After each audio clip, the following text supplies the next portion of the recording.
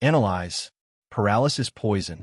A concoction that shocks the nervous system, rendering the victim immobile and unconscious for an extended period of time. Emery's eyes widened. He didn't know what a nervous system was, but the description told him enough.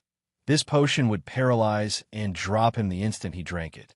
Then it struck him, Lanzo's mysterious illness, the one that had happened more than once during their travels. There was only one answer. Without hesitation, Emery smashed his own vial against the floor and slapped the bottles out of Lanzo's and Jacob's hands. "Why, Granny!" he shouted, his voice raw with betrayal. Lanzo staggered, already poisoned. Emery tried desperately to force him to spit it out, but the effects spread too quickly. Lanzo collapsed, muttering only before going limp. Jacob and Obed followed, hitting the ground unconscious. Emery turned back to Granny. Only she was no longer the kindly woman he'd known. Her face twisted grotesquely, wrinkles deepening into cracks, her bulging eyes threatening to pop from their sockets, her teeth sharpening into jagged fangs. Her once soft hair turned stringy white, greasy and foul. Emery drew his sword with shaking hands. The creature sneered, voice shrill and mocking. "Kakik, you truly are full of surprises, child. So talented, perhaps even more so than me. But it won't save you." "Granny, please," Emery stammered, sword trembling. "I don't want to hurt you. Why are you doing this?" She cackled. "Hurt me? Oh, Emery, you really should know better." Her bony hand lifted, and roots burst through the hut's walls, writhing toward him. Emery dodged, slashing frantically to keep them at bay, each cut spraying sap. "Interesting," she hissed. "You've seen this magic before. How curious. What other secrets do you hide?" Her words chilled him. This was no Magus Academy spell. She was too old, too twisted. And the restrictions that bound true magi? She ignored them. She wasn't from the Academy at all. A long-forgotten lesson flickered in Emery's mind. Old rumors of sorcery and strange creatures in Britannia, dismissed as myth. But here, before his eyes, those myths breathed. The crone raised her other hand, and thick black smoke poured from her palm, twisting into a rope of shadow. It snapped forward like a whip. Emery rolled aside just in time. Shadow rope. Rank 3 darkness spell. Emery's heart lurched. He had only ever seen rank 4 acolytes cast this. Yet Granny wielded it as if it were nothing, both hands commanding deadly spells at once. Roots lashed. Smoke ropes coiled. Emery hacked at them, but each clash dulled his blade further. Then the rope struck true, wrapping around his sword. He struggled, muscles burning, until the iron warped under the pull. He released it, the weapon flung across the hut. He turned to run, but Lanzo's still, wide-eyed body froze him. That single moment of hesitation sealed his fate. A root coiled around his ankle, yanking him to the floor. Before he could slash free, the smoke wrapped his chest, winding tighter with every movement. His lungs heaved. He couldn't breathe.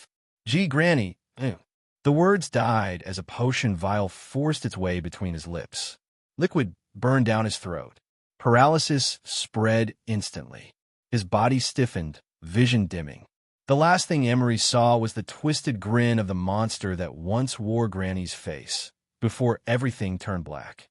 Emery lay on the table, eyes fixed on the rounded ceiling of straw and wood. It was just like the first time he had woken in Granny's hut, except this time the warmth was gone.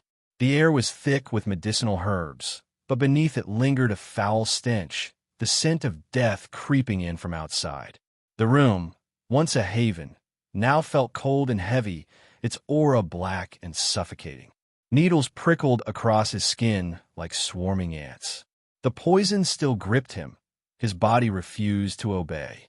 Only his pinky finger twitched weakly.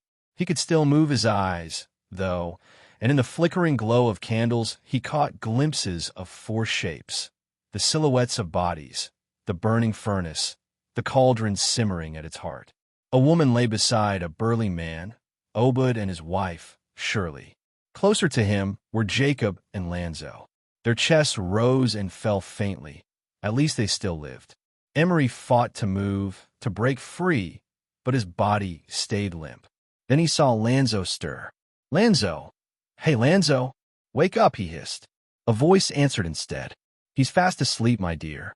But you recover faster than I expected. Remarkable. Granny stepped into the alchemy room with a crooked smile, pausing to caress Lanzo's cheek before gliding toward Emery. You're not just some boy from the woods, are you? Her bony fingers seized his jaw, forcing his gaze into hers. A tin of green. So that's it. You're Faye. Tell me, what are your parents' names? Emery stayed silent, flexing his toe. Your mother, then, she pressed.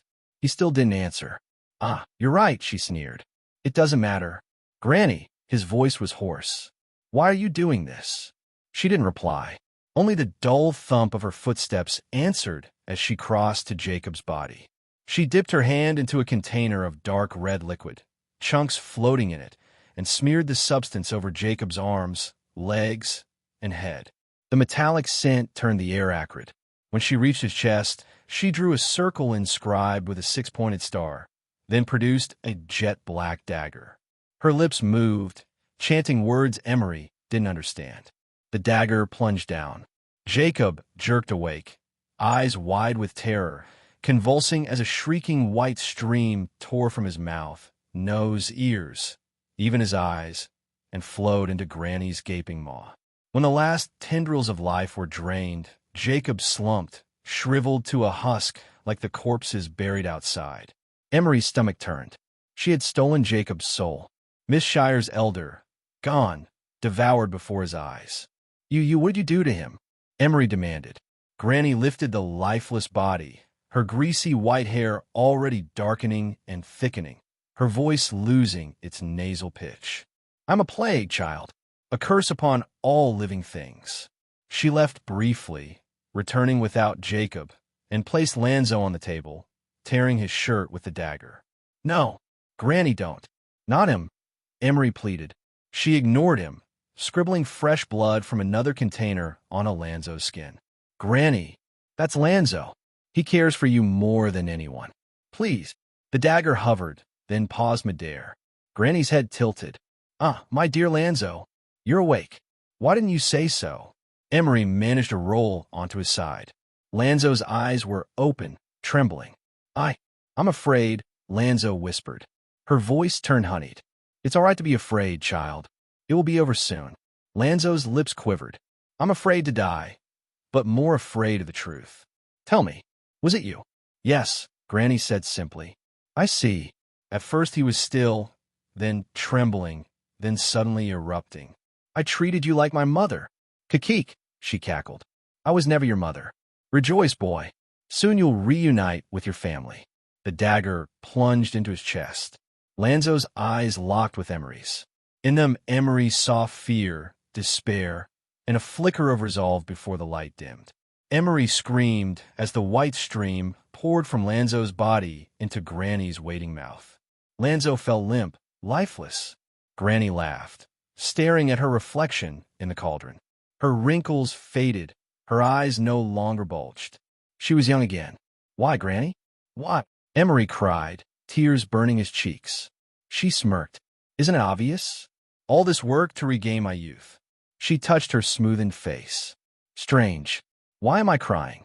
She wiped away a tear, then shrugged. No matter. You're next, my dear Emery. You'll join poor Lanzo soon enough. She seized him with hands stronger than any ordinary human's and slammed him onto the table. His shirt tore open, exposing his scarred chest. Blood smeared across his skin as she prepared the ritual. Helplessness crashed over him like a tide. He hated himself, hated his weakness, his naivety, his inability to save them. But as Granny raised the dagger, something inside him broke. Emery roared. His blood boiled. Black light seared from his scars, etching wave-like markings across his chest and up his face. Hair sprouted, teeth sharpened, ears lengthened into a wolf's, nails curving into claws. Power erupted from within him. Hey everyone, Firescale Audiobooks here. If there's a novel you'd love to hear more of, you can support us on Patreon or Ko-fi. Depending on your tier, I'll make extra parts just for the stories you're most excited about. Usually I can only upload 4 to 5 parts of each novel, but with your support we can go beyond that. And of course, don't forget to hit subscribe. It helps more than you know. The symbol on his glowed as it issued a notification in his mind. Fey bloodline activated. Battle power has increased by 15. Emery tapped into the bloodline of his ancestors and began his transformation. He didn't care whatever information the symbol showed him in his rage-filled mind. All he cared about at the moment was that he had a surge of energy and was able to move his body free from the influence of the paralysis poison. His strength and speed had doubled, and with the natural strength of his transformation, so that when he jumped toward the ceiling and ricocheted himself straight to the old hag, the ceiling of the rounded hut exploded as he managed to charge the old hag into the storage room. With such powerful charge, any normal human would have died, especially an old woman, but of course this old hag was far from normal. From the rubble of the wood and straw, Granny stood up uninjured with her skin looking as brown as an oak. Oak flesh, Tier 2 plant magic. Turning flesh into a hard oak wood, strong but light. Emery's attack virtually had no effect on her, and instead of being fearful, Granny appeared to have been more excited than before. Ha ha ha. Wonderful, excellent. You truly are special. Such a rarity, even to those who are direct descendants of the Fae. I'll rip you apart. He roared and once more charged at Granny when a wall of wood sprang from before her. He quickly shifted his position mid-air and waved his arm, sending Granny outside flying where the blood moon shone its ominous crimson light.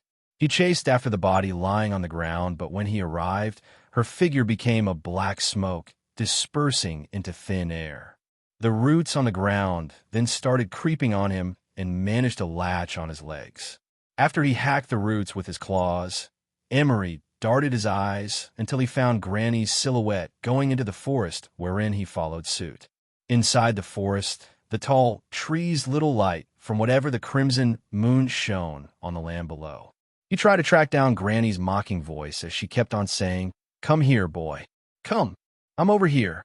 She moved faster than any old woman should have been able to, but Emery was nearing her evident by the faint black smoke he had been seeing signs of. Emery understood that he had no spells, nor even a sword, but he understood that his claws right now would probably be more effective against the old hag than a weapon. After clearing everything of the spells that had managed to twist itself on him, Emery breathed in and out. The cold winter made him look like he was breathing out his own smoke coming straight from his nostrils. He was calming himself since he had fallen to her tricks twice. If he continued being reckless and wouldn't be more careful, he realized that he would eventually fall prey into the hands of an old madwoman. Now that he had gotten back some sense to himself, Emery surveyed his surroundings and came up with a plan. This time, Emery ran in circles in the hopes of confusing Granny and her wicked spells. His advantage was speed, and he would take advantage of that until she finally slips out, and that would be his one and only chance to get close and tackle the old woman to the ground. He believed that as long he pinned her down, her wooden spell of defense would eventually break apart. "What are you doing now, boy? Can't you even catch an old woman?" Despite making himself calm earlier, he could feel his emotion was starting to rise up once more. It looked like his transformation not only affected his body, but also his psyche. He gritted his teeth as he continued to catch his breath, trying hard not to fall out of grace by her non-stop taunting. As he ran around, another of Granny's shadow rope appeared behind a tree rope. His fast momentum made him barely dodge, it causing him to crash into one of the trees. He stood up, uninjured, and saw the aftermath in his wake. The thick tree was half broken and was almost about to fall. Then a new idea popped in his head. Emery once more ran around and purposely crashed into the trees where Granny's shadow rope appeared.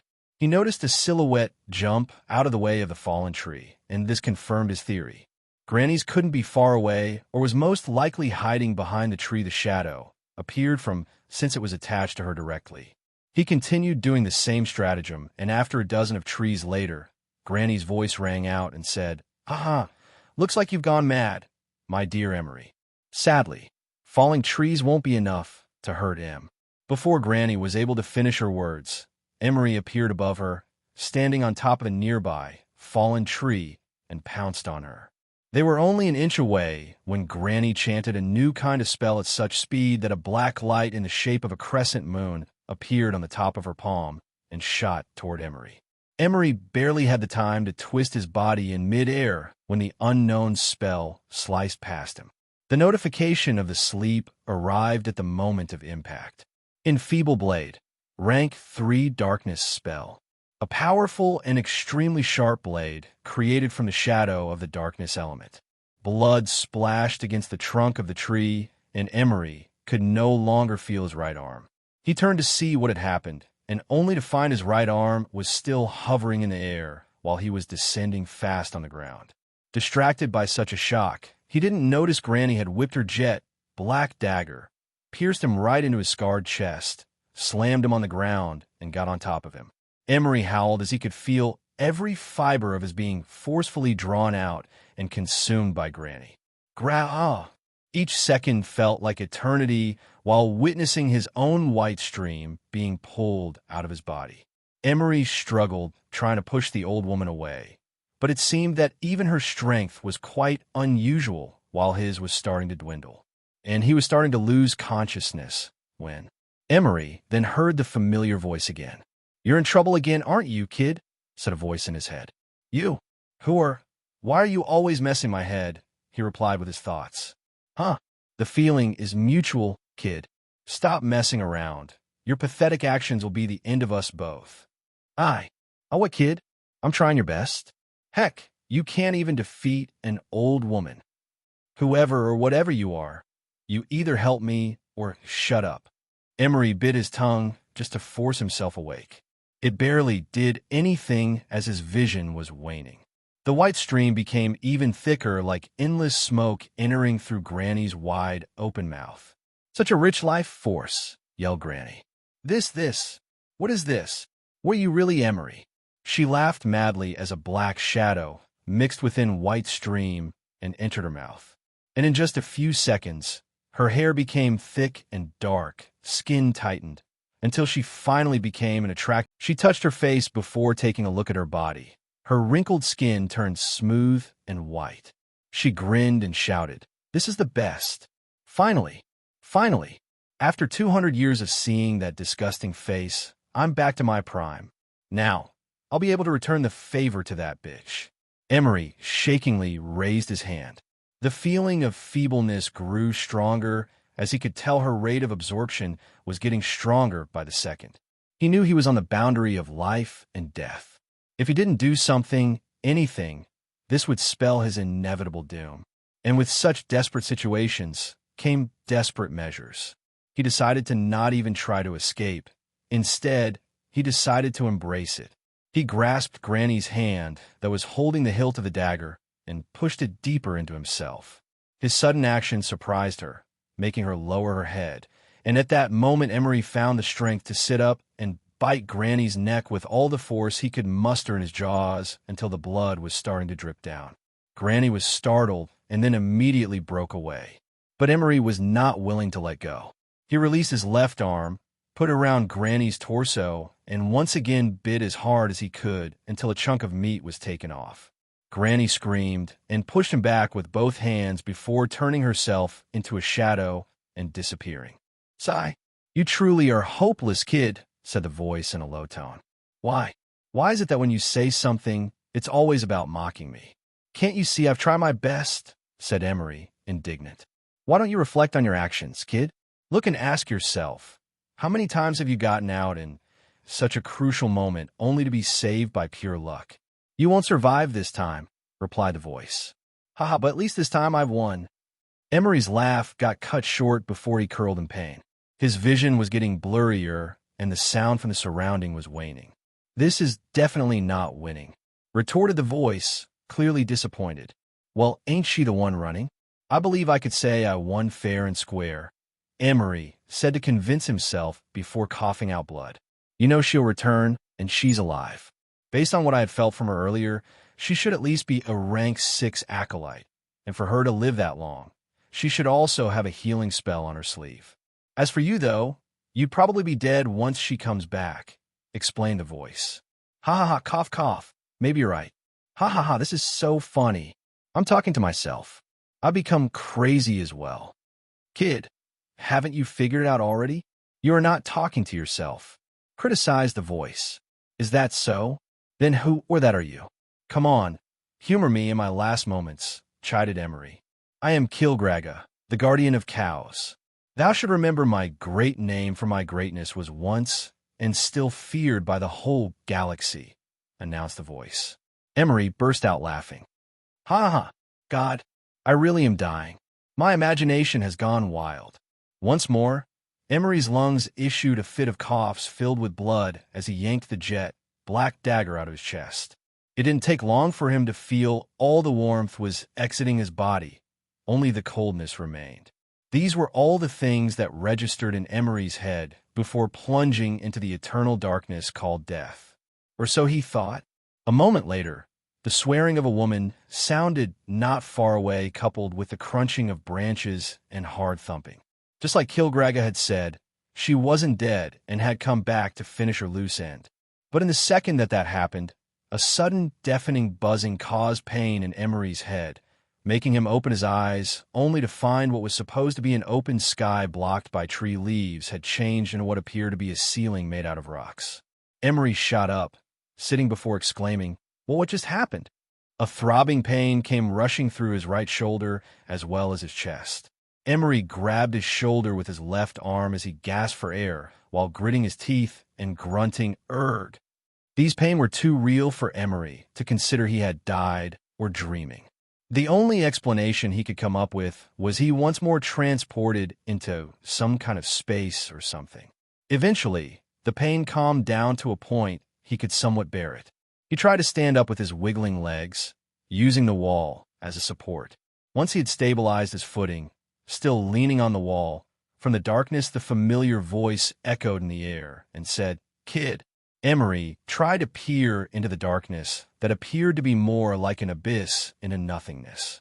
He was unable to see anything, so he called out instead, "Kilgraga, is it you? Where are you?" Now that he had gotten back to his senses, Emery felt like he had been here before, and similar to that time, his body now was also emitting its own light to provide some vision in the surrounding. He decided to walk toward the voice, and as he trudged along the path, he could barely see a monstrous shadow and some sort of black fire lighting up the tunnel. Emery thought to himself that whatever would happen would come to pass and proceeded to exit the tunnel. "I am here," said the voice above Emery's head. Emery looked up and saw the species that only existed in mythical stories. Its size was at least 10 times of that of a war horse. Its neck stretched like a snake connected with its huge chest. Its 4 limbs, 2 in the back acting as legs, and 2 in the front that was connected to its wings spanning at least 10 times the dragon's total size. The dragon moved its pointed and scaly snout at Emery. If this was another time, Emery would have probably been scared to death or frozen to the point where he wouldn't be able to move even an inch of muscle. However, considering what he had just gone through in some unfortunate event and had half given up, Emery issued half a smile as he said to the mythical creature, "Ha ha. So, is this how I'll go to the afterlife? Are you going to eat me now?" "Should I?" said the dragon's booming voice. It opened its wide maw, and Emery just stood still before a flash sparked inside its mouth and spewed out an invisible energy like a gust of wind, pushing Emery to his knees. "Hey, did you just spit on me?" Emery said in a rage as he stood up without issues. Only then he realized that the throbbing pain on his right shoulder disappeared and bleeding chest closed up, looking just like how it died before. On top of that, a surge of energy revitalized his weary spirit that he felt like was back to his previous self. "Ah, be grateful, kid, for you have been blessed by the awesome, mighty, great, and powerful Kilgraga," declared the dragon, seemingly overpraising himself by using the same descriptions. Emery received a slight headache from talking to this narcissistic dragon. Still, a gratitude was due, so Emery said, "Thank you, Kilgraga. But if you're so powerful, why can't you grow my hand back?" "Too bad, but I don't know such spells," immediately replied Kilgraga, moving around. Emery noticed a chain rustled behind Kilgraga's leg. He said, How come the great and powerful is in chains? I don't want to talk about it. Kilgraga snapped as he once more moved into a corner. Emery stopped pressing the issue and placed his attention elsewhere. Looking around the chamber, there were two things that caught his eyes. Floating on one side of the room was a huge window, while on the opposite side was a rather massive door. He first walked up to the overbearing door that it felt like he was an ant once he stood just a few steps away from it. When he moved closer, an invisible force pushed against him, and no matter how much strength Emery placed through his legs, he couldn't get 1 foot nearer. You won't be able to get near, much less open the door with your current understanding of the elements, kid, commented the dragon. Emery opened his mouth to ask what was inside about, but decided against it. He had a feeling that no matter how much questioning he did, the dragon would probably say to prove his worth by opening it by himself. He then took a step back and headed toward the window instead. Through the window, he could see the forest where he had just fought with the woman who was supposed to be Granny. In fact, the woman was also there, running around and looking behind each tree or under the rubble of trees in search of him. Kilgraga, said Emery with gritted teeth. Don't bother. She can't see you, and you also can't get out, replied the dragon, sitting calmly. What do you mean? Are you taking me as a prisoner here? Questioned Emery. Is your mind really that simple, kid? Glowered the dragon. If I'm not a prisoner, then what? Why am I here? What is this place? Interrogated Emery. The dragon stood up and spanned his wings amidst, as if he was stretching. You are currently inside a space created by cows, the ruler of darkness, Lord of Shadow. Emery twitched his brows, not understanding one bit Kilgraga had just explained. As for the reason why you can't get out, it's simply because you don't have the sufficient power to do it. Like what I said earlier, you are just too weak, taunted the dragon. Emery clenched his fist. Again, he wanted to give this dragon a piece of his mind, but he calmed himself before asking, Then tell me, how'd I get in here the first place? I'm assuming it was you. Correct. I used a lot of energy and broke a rule by letting you in, replied the dragon, yawning. Emery released his fist. He tried to fight off the urge to ask why, but something at the back of his head was telling him that was not the right thing to ask next. Instead, shouldn't he be grateful that this Kilgraga had actually gone out of his way to place him in this spatial space? After collecting himself once more, he asked, So, Kilgraga, what should I do before I can get out of here? The dragon's eyes beamed, looking as if Emery was finally asking the right questions. Kilgraga said, Simple enough. Cultivate your understanding of the elements until you are strong enough. How strong are we talking about? Until you've become a magus, of course. I've seen your talent, so that should probably take about 5 to 10 years in human time. 10 years? Are you being serious? 5 to 10 years? Are you expecting me to stay here for 10 years? Questioned Emery with a furrowed brow. Kid, I'm not expecting anything from you. What I am saying is, that is the way, retorted the black dragon. Emery gave it a thought. He tried to recall his experiences back in the hut that somewhat jumped-start his understanding of the elements. He would cultivate in the morning and evening, and when he practiced his and increased his knowledge with some tasks like watering the plant, caring for the garden, or tilling the ground, the associated affinity would increase. However, there was nothing similar here that he knew of, so he didn't consider that as an option. Also, based on experience, the increase of his spirit power, which was the basis of his acolyte ranking, grew at a snail's pace compared to the rest of acolytes he knew. Eventually, of course, he would reach it, but like the dragon had said, it would take years, and he didn't have the time considering his situation. He then searched around the room for anything that he could use, such as the elemental origin stones, potions, or any kind of tools, but came up empty-handed. This large chamber only housed the dragon, a swirling thing above that looked like a whirlpool of black stuff, the window showing the outside world, a humongous door, and the tunnel he had come from. As he kept thinking and searching for things that may help, his eyes fell on the dragon once more and thought of an idea. He said with the most flattering voice he could muster, Oh, mighty and powerful Kilgraga. The black dragon's ear twitched. My humble self believes this challenge is something too great of a difficulty for me to achieve. Hence, I implore to your great self for anything that could help this little one in his journey. The black dragon grunted. In Emery's ear, however, it sounded like a happy grunt. Hence, he decided to flatter the dragon further. I beg thee, Supreme Being, for any generosity that you can bless me with, perhaps an item or an artifact. The black dragon decided to stand on all fours. He pointed to his back leg, using his sharp snout, and said, "Kid, can't you see that I'm in chains and am not sleeping on a pile of treasure? I have nothing to give you. And even if I have, why should I give you a piece of my precious treasure? You're weak. You can't handle the spell of someone as mighty as me," said the black dragon, proning back into the corner. Emery was starting to feel a vein was about to pop in his forehead as he thought this dragon was once again playing with his emotions. He couldn't be cooped up in this place for 10 years. He still had a lot to do. Of course, revenge would never be too old, but his established trail of clues against those who had killed his family, as well as Granny disappearing to who knows where, probably massacring innocent people in secluded settlements. He just didn't have the luxury to waste 10 years in this place. "Kilgraga, you know I'm an acolyte at the Magus Academy, right?" said Emery with no repercussions or the urge to keep his mouth shut about this magical place. "Of course, but what about it?" said the black dragon, not even a bit concerned. "Then you should know that in a couple of months, I'll be transported there again. So, I guess I'll be forcefully ripped away from whatever you call this space, right?" said Emery, feeling a bit proud of himself that he had outwitted this black dragon. "Maybe, but I doubt it," dismissed the black dragon. "What do you mean?" inquired Emery. "Any orders or spell from the outside going to that left palm of yours won't be able to penetrate the barrier cows, the ruler of darkness, had created. They'll probably assume you have died, because that low-level symbol will only react if its host has some life force. So, the recall spell will not work."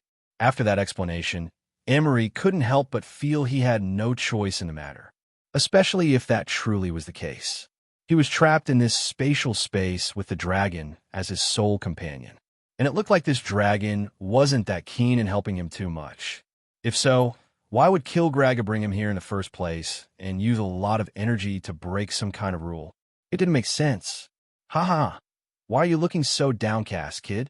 Have you no eyes to see, no ears to listen, no nose to smell, no tongue to taste, no skin to feel, and no mind to think? Observe and pay attention to your surroundings. The secret of the Lord of Shadow is in plain sight, and with my guidance, the acolytes and magi in that academy will not hold a candle against you in due time," said Kilgraga, the black dragon. Emery deeply closed his eyes and took a deep breath before opening it. He focused his thoughts in to see, to listen, to smell, to taste, to feel, and to think. At first, there was nothing helpful, just things he had been experiencing ever since he had arrived here. The sight of the black dragon in front, both his and the dragon's breathing, the smell of his blood-stained clothes, the taste of blood in his mouth, the cold air in the surrounding, and the thoughts of why was he doing this in the first place. However, as he continued on to be mindful and focus on the present, a faint sort of energy was actually before him and the dragon. Soon enough, he could tell it was everywhere at all once. He snapped out of his trance and stared at the black dragon, unsure of what to say. "Excellent. So you indeed have talent. Not many can feel the energy of cows. So I, Kilgraga, the guardian of cows, shall guide you with my unparalleled intelligence." Emery sighed, thinking the wonderful moment just now had been broken. Still, this ridiculous dragon had somewhat cheered him up. He asked, "Am I right to assume, then, that if I take in this energy to learn the other elements, it would help me tremendously?" "Indeed. Well, pretty much the same as those special rooms with the puny stones in that human academy. But unlike those stones, this chamber is filled with pure energy that'll work with all elements. For a supreme being like me, this spirit aura doesn't have much benefit, but for you, a lowly rank 2 acolyte, you'll reach Magus much, much faster. From 10 years to, I'd say around 2 or 3 years."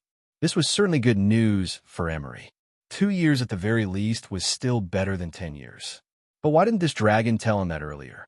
He wouldn't have to feel dejected from the way this dragon mocked and withholding of information in the first place. Also, his problem about returning to the Magus Academy still wasn't resolved. Nevertheless, it was better than nothing. After Emery nodded, he went into the corner opposite the black dragon, took a seat, and started to reflect on his 4 affinities. At first, he wanted to push through his plant element's understanding, which had already reached the middle stage, but decided against it because that wasn't the most beneficial thing to cultivate right now. So, he decided to go with the second element he was most familiar with, and because it would give him the most benefit in conjunction with a spell that would increase his survivability, the earth element. Emery started following the manual he had bought from the Golden City's Magus Guild and dived right into understanding it.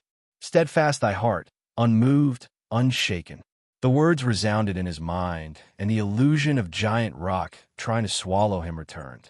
Unlike the time he had first witnessed this, a sense of confidence inside him as he faced whatever came his way. Due to Emery being so focused, the sense of time became slightly distorted as he didn't notice the notifications the symbol had been throwing itself in his mind. Spirit power has increased. Spirit power has increased. Spirit power has increased. Congratulations. You have mastered the middle stage foundation of the earth element. The moment the congratulations appeared, only then Emery's focus broke because of a new surge of earth elemental energy flowing inside his body. Just like that, only a few days had passed, and he already managed to achieve what took him weeks to reach with his plant element. His eyes beamed with a newfound determination. Spirit force has increased. Congratulations. You have mastered the middle stage foundation of the earth element. Now that his focus had been broken, Emery realized it had been quite a while since he had checked his status. So, he decided to examine the symbol on his hand, and, just as Kilgraga had mentioned, some functionalities in the palm symbol worked since it was connected to his life force. He selected his personal information, and the following showed. Emery Ambrose, 16 years old. Spirit aptitude B. Spirit affinity. Plant, water, earth darkness. Plant spirit middle stage. Water spirit initial stage. Earth spirit middle stage. Darkness spirit inestimable. Battle power 21:16. Spirit force 36:24. Fey bloodline stage 1. Acolyte rank 2.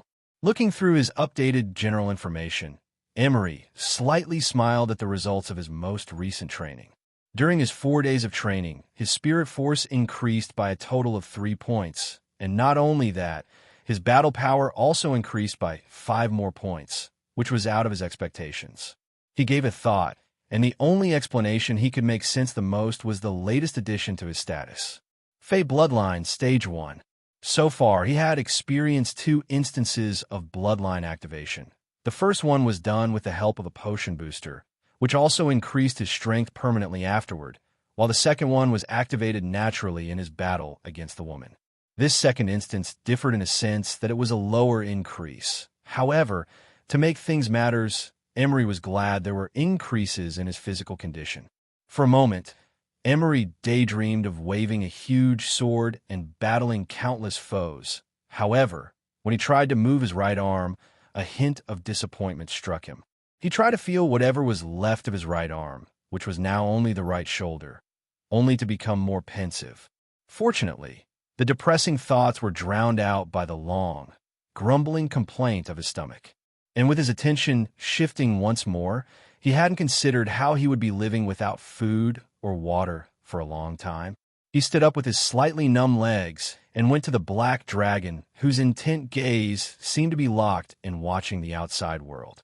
The so-called great and mighty Kilgraga didn't seem to put this matter in such high regards. But for Emery, this was a matter of great importance. After all, if he didn't eat or drink anything, he would die. Once more, Emery asked, "Dear magnificent Kilgraga, a humble acolyte needs forms of sustenance. If I don't, then a supreme being such as yourself would soon be seen as a delicacy in my eyes." "That's preposterous," exclaimed the black dragon. "However, you are bothering me. At the other end of the tunnel, there should be some food there. Now go away." Emery didn't say much and only nodded in gratitude. He went back through the passage he had come from and found that the floor was stained with dried blood. Not far away was the black dagger that Granny had used to try and suck energy life force from people. He picked it up and inspected it closer. At first glance, the dagger appeared dull. However, when Emery tried to run his finger by the edge, it cut through his skin like metal and leaves. Moon Dagger, Tier 3 Artifact. Weight, 2.1 kilogram. Length, 35 centimeter. Spell unavailable, bound to owner. Like what he had seen so far, Granny's dagger was special. However, what kind of spell did it contain? If it was only the sucking of life force, Emery wasn't sure if he would like to use this. For now, though, he decided to keep the jet black dagger by strapping it on his waist before continuing on his journey to reach the other end of the tunnel. Soon enough, he found himself in a small basement-like room. There were several wooden containers that had moss growing on the outside. However, the inside seemed to be filled with water. He scooped it with his left hand, smelled it before taking a sip, and then within an instant, it quenched whatever thirst he had. Sitting on another side of the room were more than a dozen leather sacks, and when he opened it, a pile of triangular leaf packages lay inside. Emery grabbed one, and after he had unpacked it, the content appeared to be some sort of bread. Again, he sniffed it, but Emery's brows twitched. It smelled nothing. Since cooking was somewhat related to alchemy, Emery tried his spell Analyze and received the following information. Analyzing, Limba's bread, a consumable item, the choice of food by humanity's mortal enemy, the elves. However, none can deny its nutritional effectiveness. Just one small is enough for daily consumption. Emery placed a small piece of the bread into his mouth. He was kind of expecting some kind of taste, however, it was just plain and simple. After finishing the piece, he bore witness to its effect as his grumbling stomach no longer complained and felt full. Better than starving to death, he supposed. He then rummaged through the other sacks, only to find they all contained the same tasteless bread. Searching around the room even further didn't garner any results, but since his main objective in coming to his area was fulfilled, Emery traveled back to where the black dragon was. On the way, Emery pondered why there was a storage room here. Then he remembered the description of the bread. Elves, there was only one elf whom he had encountered, and that was back in a Magus Academy in one of the forests near Elder's Respite. So, this meant that something happened afterward when he lost consciousness in the battle against the orcs. Not wanting to think more of it, Emery arrived back in Kilgraga's chamber only to find the black dragon fast asleep. He didn't mind the sleeping dragon and proceeded to sit down on the corner and started cultivating his understanding of the elements. This time, he went for the water element. Water is always flowing, never ending, adapting to its surroundings, Emery muttered. Soon enough, the illusion of a raging current flashed before him and carried him away. He tried to go with the flow and let himself be carried away. Without him realizing it, several more days had passed once again. Spirit force has increased. Spirit force has increased. Spirit force has increased. Congratulations! You have mastered the middle stage foundation of the water element. Similar to what he had experienced earlier, the bout of energy and new understanding woke him up from the trance. He got up, took care of himself in the other room before returning to this chamber. The succeeding days were spent on mastering 2 of his spells that were collecting mold in the back of his mind. Stone skin. Emery's skin became as hard as stone and tried to cut a bit of himself using the jet black dagger. Its sharpness still penetrated his defense. However, when he tried crashing into the wall or punching himself in several parts of his body, he felt nothing. He smiled knowing that the stone skin was effective. Whip Splash. At first he tried using it in the dragon's chamber, but nothing happened.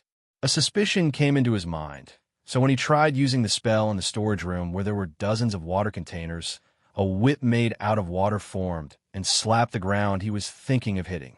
His suspicion came into fruition that this spell indeed needed some kind of catalyst. However, because of that, Emery placed the spell back in his mind since water was an extremely precious resource right now. Overall, though, Emery was quite satisfied he was able to use the spells. Emery continued training, and 2 weeks later, a new notification came out of the symbol in his hand. Spirit force has increased. You have now reached Acolyte rank 3. It took him only about 3 weeks to break through the 3rd rank. He continued making progress with the 3 elements except for the darkness. That element was just something he couldn't understand how to begin cultivating with. Also, he decided for himself to not be over-reliant in asking questions to the dragon. A month had passed, but it looked like breaking through the 4th rank was a milestone. Emery could feel it. After another month had, and only then he had success. You have reached Acolyte rank 4. Progress is progress, was what Emery believed in.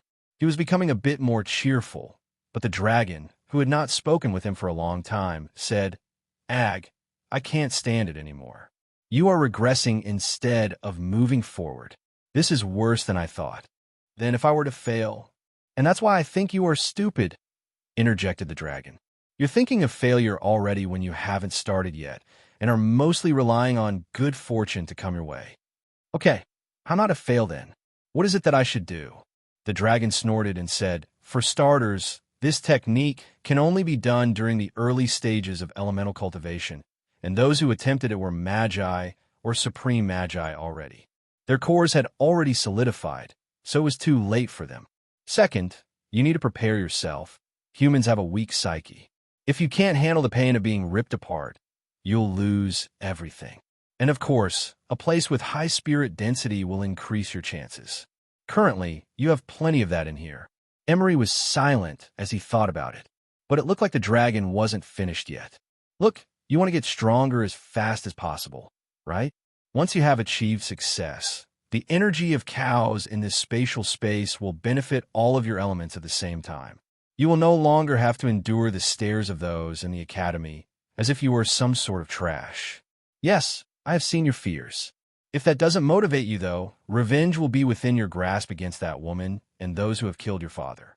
So, let the power of darkness become your primary source of power." Emery became pensive as he considered everything the dragon had said. Ever since he had been practicing the elements, it was indeed becoming harder and harder to understand the elements, each one of them. Even more so with the darkness, which had been deemed as one of the rarities even within the whole academy. He then had thought about any hidden motifs this dragon may have. Only one explanation came into his mind. This dragon probably had plans in using him in the future. However, Emery would use his knowledge too. A mutual benefit per se. Two were able to play this game, and he would not be on the losing end if that were pass. "Well, I have told you the way.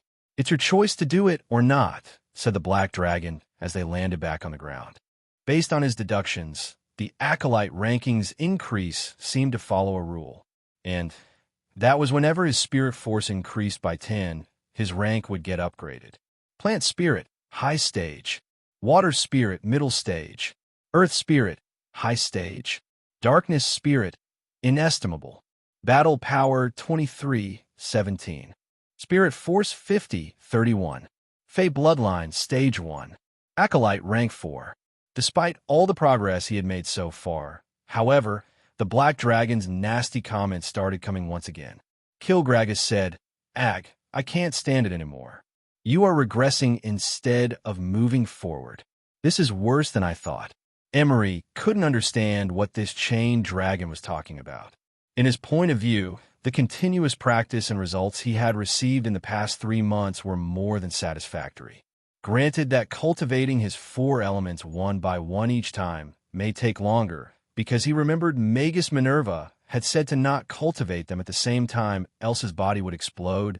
Still, was slow progress to the eyes of a mythical being be enough of a reason to receive some booing? He rose to his feet and approached the black dragon, fearlessly. Even though the dragon had spent the majority of its time sleeping or gazing at the outside world, sharing the same room would somewhat make some sort of connection between the two. And since this black dragon seemed to not like mincing words, Emery felt more comfortable talking back in the same manner. "Can you stop being annoying? I'm doing my best here, and you're breaking my concentration. Graha, your face. You look so proud when you should be ashamed," roared the black dragon. "Again, you're in a room filled of cows' energy, but what have you achieved so far? A shameful rank for Acolyte. I feel like if in this rate, I will need at least a 5-year nap till you reached Magus rank. Emery clenched his fist. Damn, you never say something nice, do you? Show me something worthy then. I say what I see. And if that was what you call your best, then you're as bad as an ogre shit kid, bellowed the black dragon. Emery gritted his teeth. Do you want to give this damn dragon a good solid punch? However, this was just the way this being spoke. Still, he hated that when he had something to say, the more this dragon looked down on him. Blood was starting to pound in his ear when he said, My spirit aptitude is B, and I have 4 affinities as an acolyte. I'm not as talented as the others, and I can only work hard. Then care to enlighten me, oh dear, great and powerful Kilgraga, the guardian of cows. Kilgraha opened its massive jaws, as if it was about to say or eat him. However, not one word came out as it lied back down, ignoring Emery.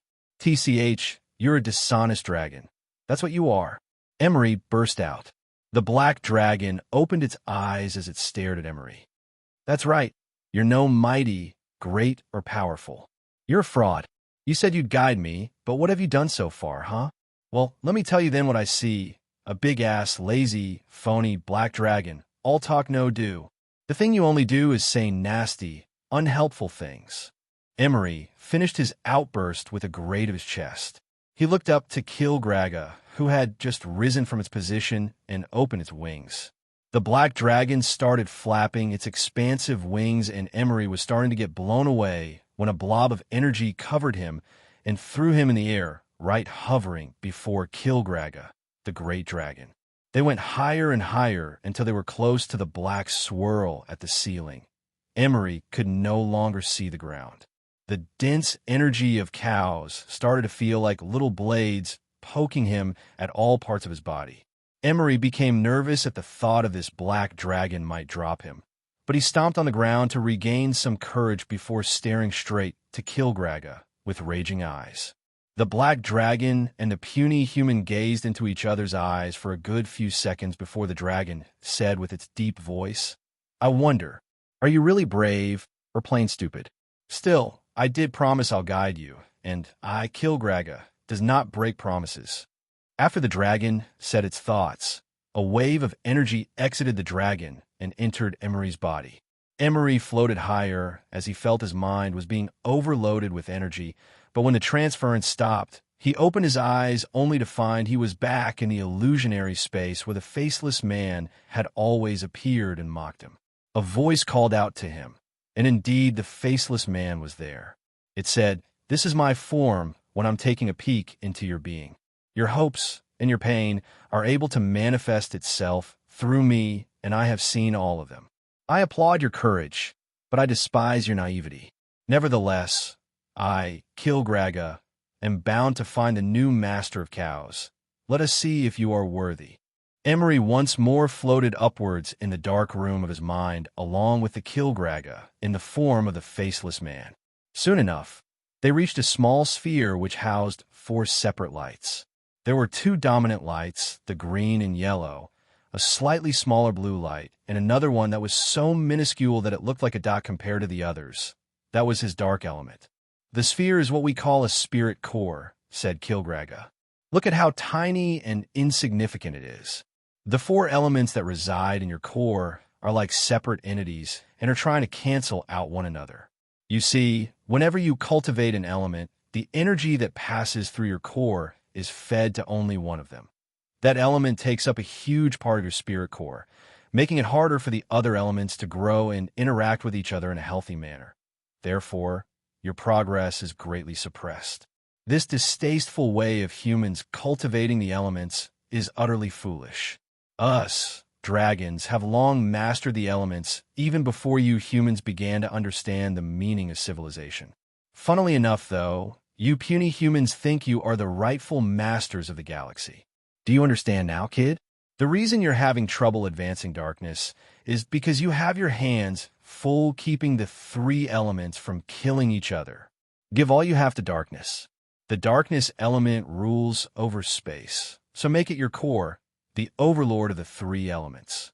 Expand your core, dominate them, and only then you'll become a magus worthy of the Lord of Shadow.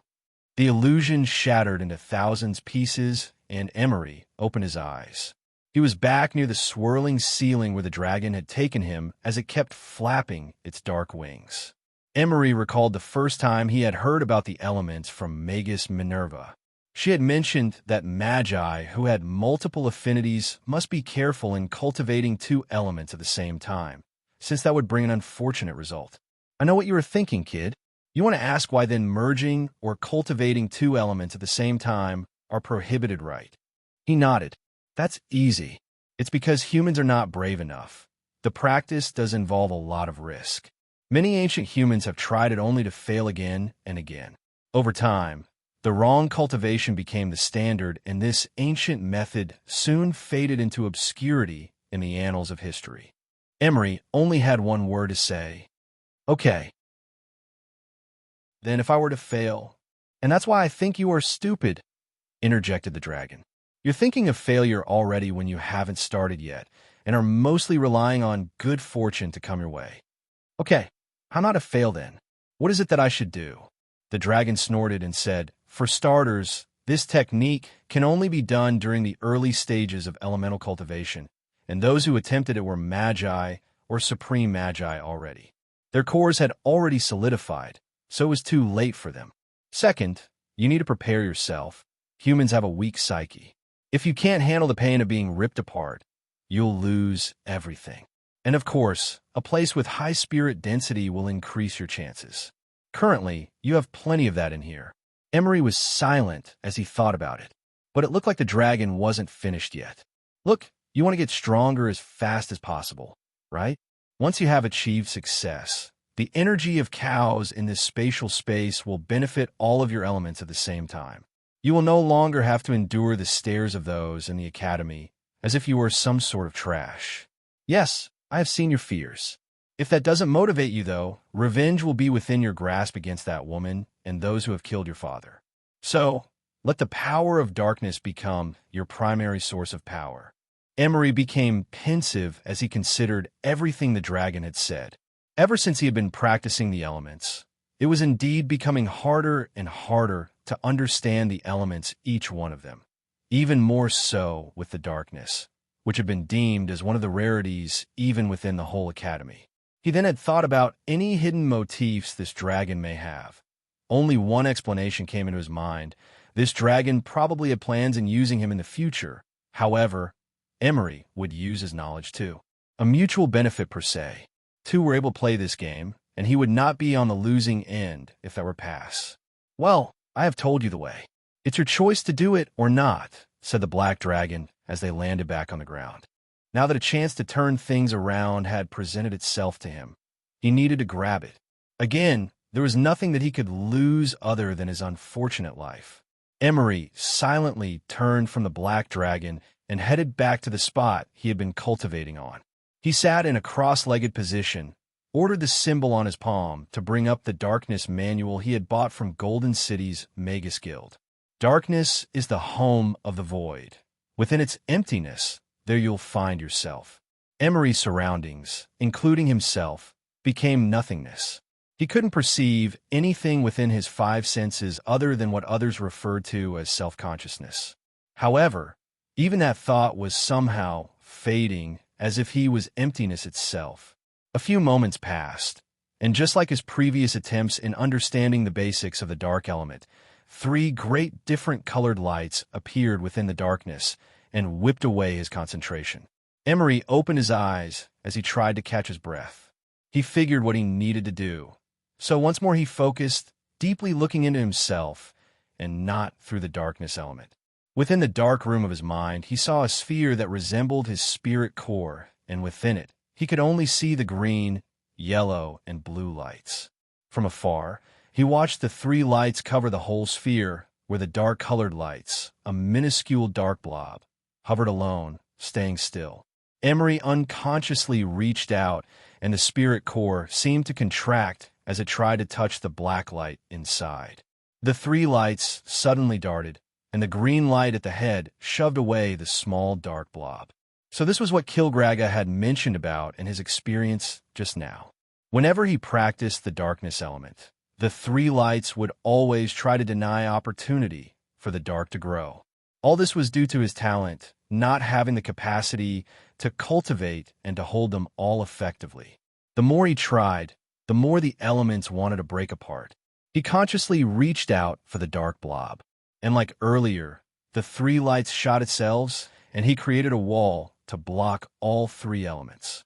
Once he felt like he was connected with the darkness, unlike the other times he had probably been doing with the other elements, he broke down a small portion of the wall and let the green light collide with the dark element.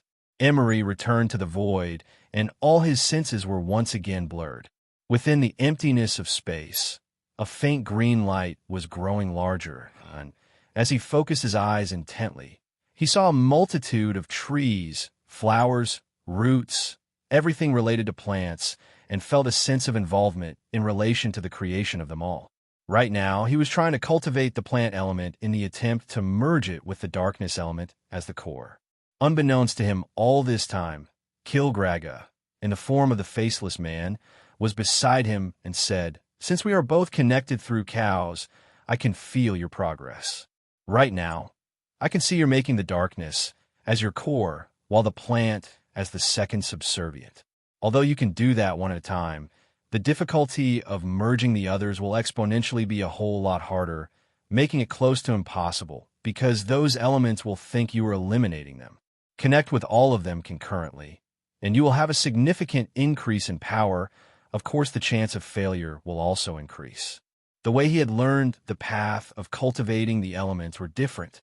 However, since this was a dragon, a mythical being that was probably even more powerful than all of the magi he had met so far, Emery accepted the black dragon suggestion and completely demolished the barrier blocking the other two elements and let them collide with the dark and green elements.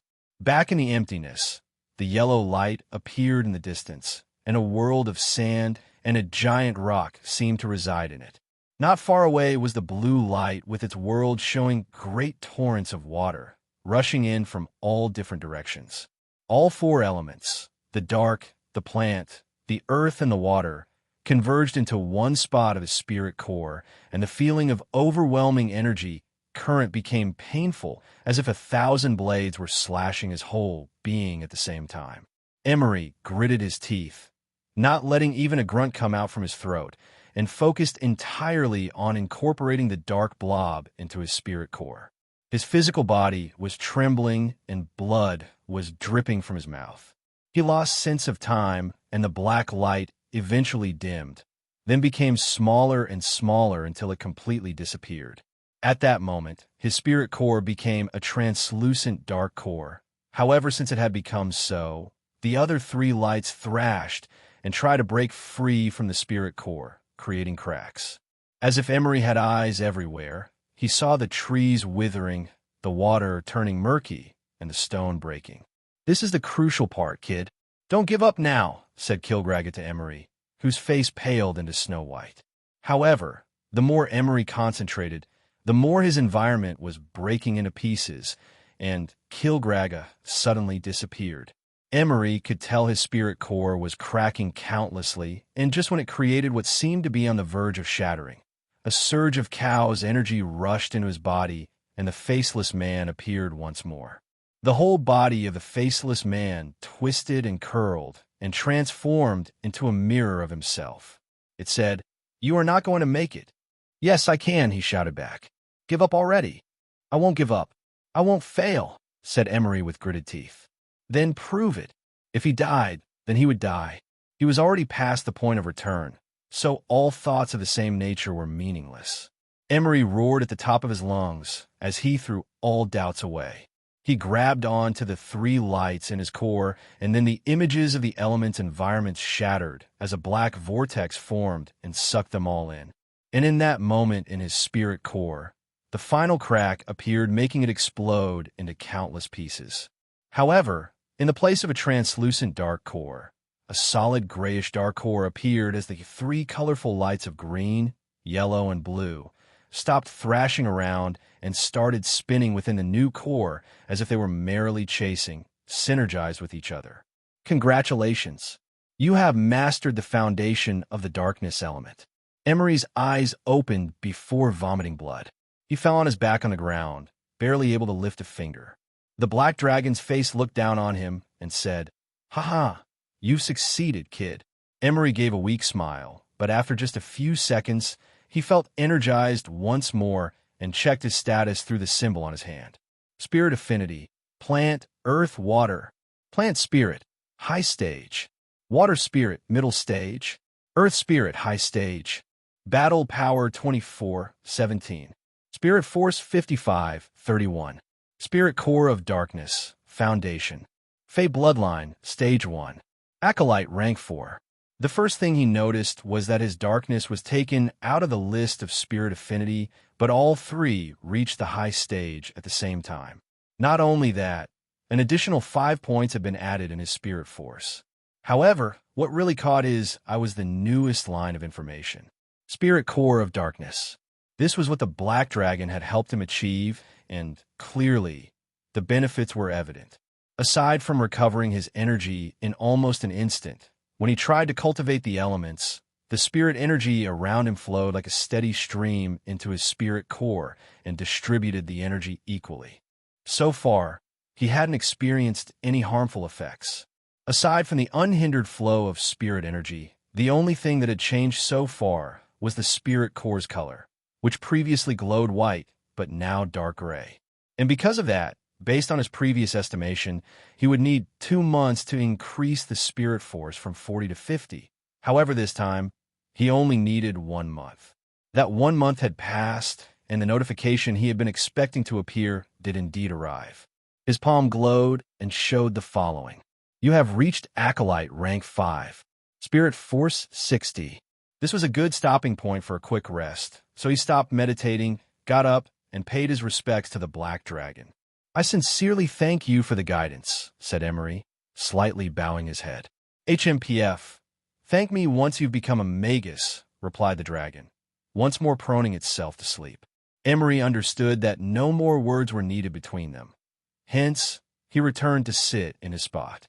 In order to become a magus, he would need to have a breakthrough at rank 10. And based on what he had deducted so far, he only needed 50 more spirit force for that to happen. He was halfway there. It should take a couple more months. Once more, he returned to close his eyes in understanding the elements with all his heart. Spirit force has increased by. Spirit force has increased by. Spirit force has increased by. Due to his new spirit core of darkness, the rate at which he absorbed the spirit energy couldn't be compared to his previous gathering rate. For every 2 to 3 days that had passed, his spirit core got a bit bigger every time the notification alerted him. It went on for a while, and just when he had reached Spirit 470, that was when he noticed the notification for the upgrade of ranking didn't appear. Emery initially didn't think of it at first, making reasons such as it might be late, or maybe he needed it to be 71, but when his spirit force already reached 72, Emery broke out of his trance and proceeded to ask the black dragon for insight. The black dragon sighed and said, "Right, I have heard of this before. You know, humanity's way of ranking is kind of stupid. From what I know, humans assigned rank 6 acolytes with a spirit force of 100. However, to reach the magus rank, a total of 1,000 spirit force is required." He was about to give this dragon a piece of his mind, but it continued speaking. "Rather than thinking of how to reach the magus rank, your priority right now should be meeting the rank 6 requirements," said the dragon, giving a yawn. Kilgraga added, "You should need a spirit force of 100, and the element's understanding should be at peak stage." From the time Emery spent in his return from the Magus Academy into being transported in this spatial space, he had spent 4 months in Mishire and another 4 months with the dragon. He wasn't sure if the year the Grand Magus and Magus Academy had mentioned would apply to a year here on Earth or longer, but Emery had a gnawing feeling he had little time left. Despite having little time, though, he tried to push through reaching rank 6 Acolyte. Now that he knew what requirements he needed to break through to the next rank, he spent whatever left of his time practicing the spells in his arsenal, namely, Whip Splash, Stone Skin, Fragmentation, except this one, and Smoke. As he withdrew power from the elements inside him, Emery couldn't help but notice that the stone's skin and whip splash seemed a bit different from before. The whip splash emitted a slight dark aura within its edges, and it could smash the ground with greater power than before. Although he had no way of actually measuring its effectiveness, Emery believed it was stronger than before. As for the stone skin, it also emitted a slight dark aura within the crevices of the armor, and when he tried to cut himself using the moon dagger, and it required more force before he started bleeding. After noticing these small changes, Emery went to the Black Dragon to confirm his suspicions, but Kilgraga refused to answer and only harumphed. And even though he didn't have any definitive answer from the Black Dragon, Emery went with the conclusion that this odd phenomena was really due to the changes in his spirit core, which was now dark-colored. Interpersonal relationships were also odd if a person thought about it. Due to the amount of time Emery had spent in this spatial space and the Black Dragon being just there, he unconsciously grew a faint connection in his heart despite their minimal interactions. Emery had gotten used to the dragon's habits of occasionally saying ridiculous stuff as if practicing some lines about how much of a powerful being it was, then snide comments. Watching the outside world for days on end, and sometimes sleeping with a booming snore that at times would disturb his own cultivation or slumber. Despite all the benefits, interesting moments, etc., Emery still formed a wall of distrust against the dragon on purpose. He wouldn't let himself be on the losing side again. Granny's betrayal was still fresh in his mind, as if it had just happened yesterday. In one of the days, after he had finished cleaning himself, Emery was a bit fed up from cultivating all day and practicing the spells. So, he took a piece of wood from one of the wooden containers and fashioned it into a practice sword with the help of the moon dagger. He held it with his left hand, since his right arm no longer existed, and once he started practicing, Emery felt he was starting from square one again. The Black Dragon had just awoken from its slumber and saw Emery practicing swordsmanship. It sneered at him and said, "What does a magus need a sword for? Focus on your magic, dumbass." Emery rested the sword on his shoulder and said, "Once I get out of here, only a portion of the spell's power can be used in my world. I still need something to protect myself with. However, if you have something that can help me better than this, then that'll be the time I'll lay down the sword." That was the reasoning he gave for the Black Dragon, but in fact a lifelong dream since childhood wasn't something that could be easily abandoned. More days passed, and eventually so did weeks. Emery continued alternating his practice sessions between the sword, magic, and cultivation because, like his previous experience in caring for the herb garden, actual application was truly needed to increase his understanding of the elements. And as for increasing his spirit force, it of course went higher, but the time in between each point became longer and longer. Emery couldn't truly point a finger to what was wrong, but he could feel that breaking through rank 6 couldn't be just done with sitting here and cultivating all day. And while he was pondering what he should do about his spirit force, an information appeared on the symbol in his hand. You are invited to join the second year in Magus Academy.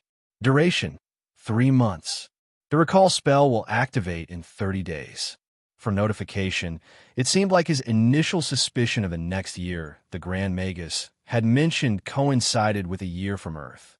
This bit of information, though, weighed heavily on the back of his mind. Of course, there were many things he wanted to do at Magus Academy. Meeting his 4 friends, apothecary training, learning advanced spells, and probably finding a way to restore his non-existent right arm. Just one of the reasons above was enough to make him not want to give up this opportunity. He only had a month left, and getting out now was the top priority. He stood before the dragon and once again demanded to be let out. So, he didn't care about the dragon's anger and scorn because he needed to be able to go to the Magus Academy no matter what. Unexpectedly, the dragon's answer wasn't the one he was expecting. The dragon sighed and said, "You really don't give up that easily, do you? Well, I'm getting tired with the same view of the outside anyway. You are invited to join the second year in Magus Academy. Duration, 3 months. The recall spell will activate in 30 days. He stood before the dragon and said, "Kilgraga, let me out." The Black Dragon had always scoffed every time Emery had asked for this to be done.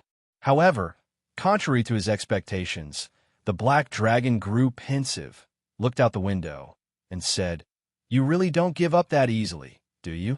"Well, I'm getting tired of the view from the outside anyway, so I'll tell you something first. There is—" Emery's eyes glowed. The black dragon stretched its limbs and said, "As a supreme being in you, the person who houses the creation of cows, it's my duty to show you the right path into becoming a real magus. Hence, I was reluctant to tell you this at first. Tell me what is it that needs to be done, so I can repay your kindness, great and mighty Kilgraga," answered Emery in the most flattering tone he could muster. The black dragon's mouth seemed to curl upward.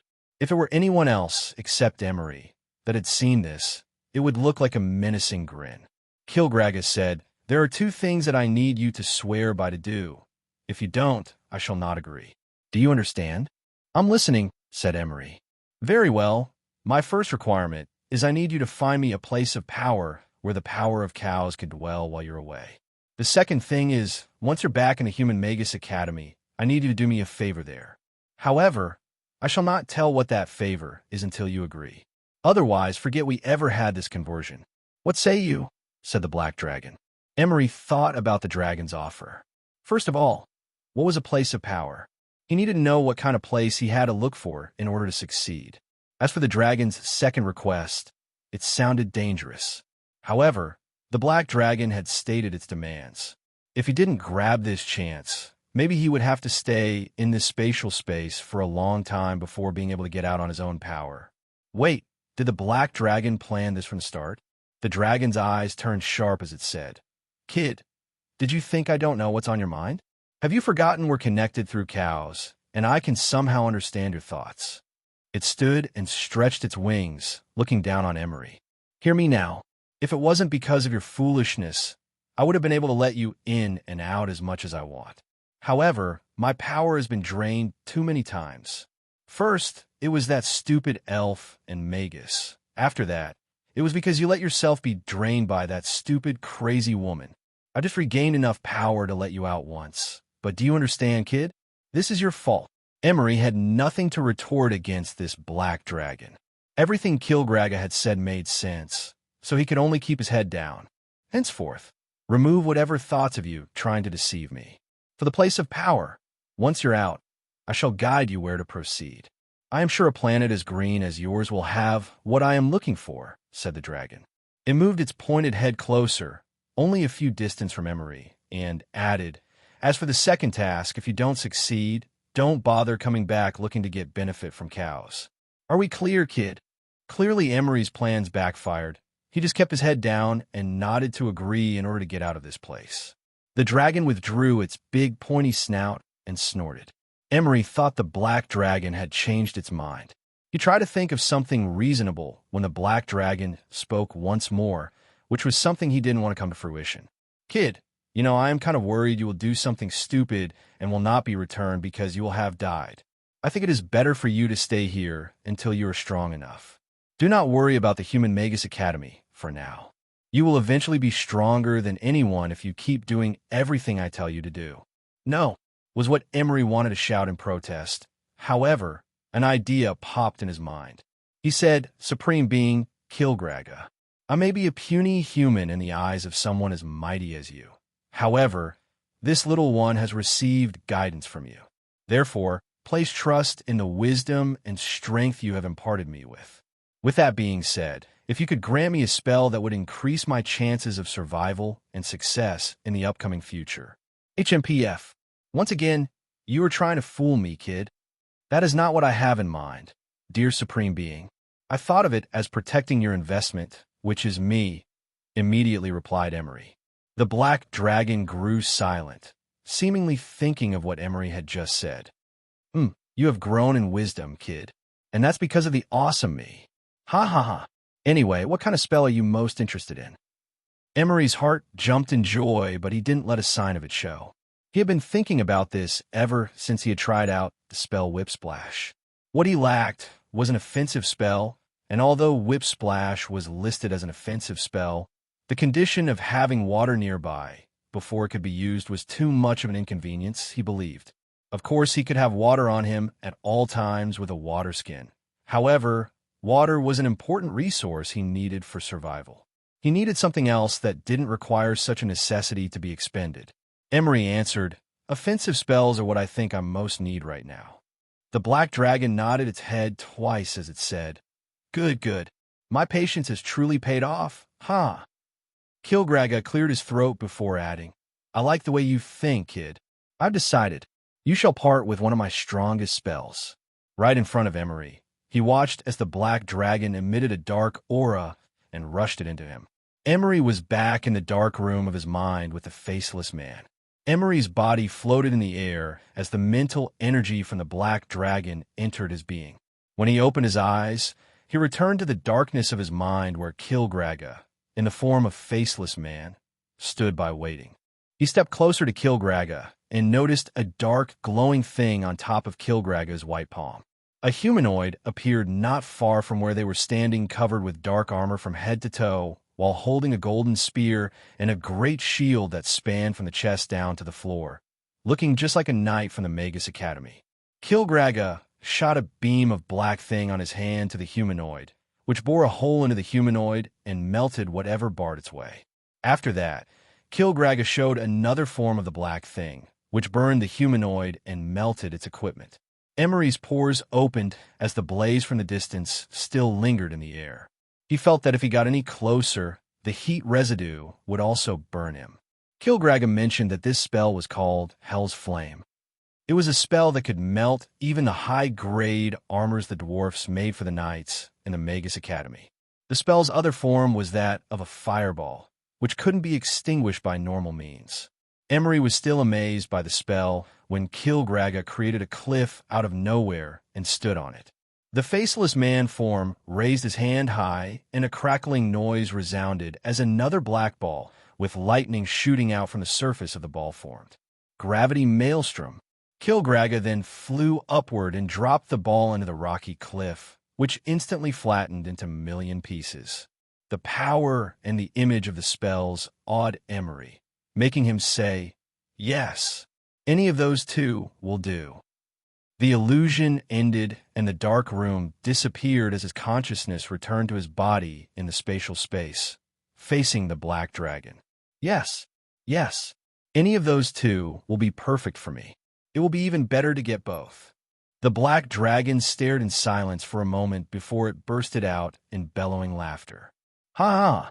Your excited face, it's really a fun sight to see. Ha ha ha!" Emery was as silent as 1,000 languages. "Are you blind again, kid? The spells I showed you had fire and lighting elements within it. You don't have affinities with those two elements. Anyway, those spells can't be used by any magi who is not a supreme magus rank," said Kilgraga. Emery stomped his feet. At times like this, the dragon was still messing around. "In any case, other than my innate spells and darkness element, the other elements I have are lighting and flame. Let's see. That's it. I figured out what's the perfect spell I can bestow you. You should have no trouble learning it," said Kilgraga. The black dragon opened its mouth and blew at Emery. Its breath was accompanied by a light. "Spell has been received. Blink, rank 3, darkness affinity spell. It allows the caster to use the power of space and time to appear in a nearby location in which the caster has vision of." Emery was still stuck speechless. He was grateful he received a new spell in his arsenal, and it was a rank 3 at that. However, with the definition of this blink spell, after seeing such a catchy display of destruction spells, he felt tricked because blink was obviously a utility spell. "That spell should be the best for you, kid. Chaos is the Lord of Shadow, who also reigns the power of space. The usage of the blink is close to infinity, and it'll become more powerful as you grow in understanding it. This skill is much greater than the two you just saw," declared the black dragon. Kilgraga then added, "Not to mention, a flashy spell will make you a bigger target. Remember, as a dark elementalist, the darkness is our friend. We dwell in it and attack where enemies least expect it. Anyway, your survivability is the utmost of importance. You can use this spell in a variety of ways, and make sure you take the time to master it too." Better than nothing from this stingy dragon was on Emery's mind before he once again thanked the dragon. "That should be all, kid. "You better find me the place of power before you get recalled to the human Magus Academy," said Kilgraga. "And how will I find it?" asked Emery. The black dragon opened its wide jaw, and out of its mouth, a powerful blast filled with great amounts of dark energy exploded at the entrance tunnel of this chamber. A dark portal appeared, and Emery hastily grabbed a few items he had: the wooden sword, a couple of limbas bread, just in case, and a rectangular container of water fashioned out of wood before heading toward the portal. As he stood before the gleaming portal, he turned around to look at the dragon one last time, gave him a nod as his thanks before jumping into the black portal. The portal sucked Emery in, and the buzzing sound once again rang in his ears. After the buzzing cleared, the sound of wind crashing against the wind filled his mind.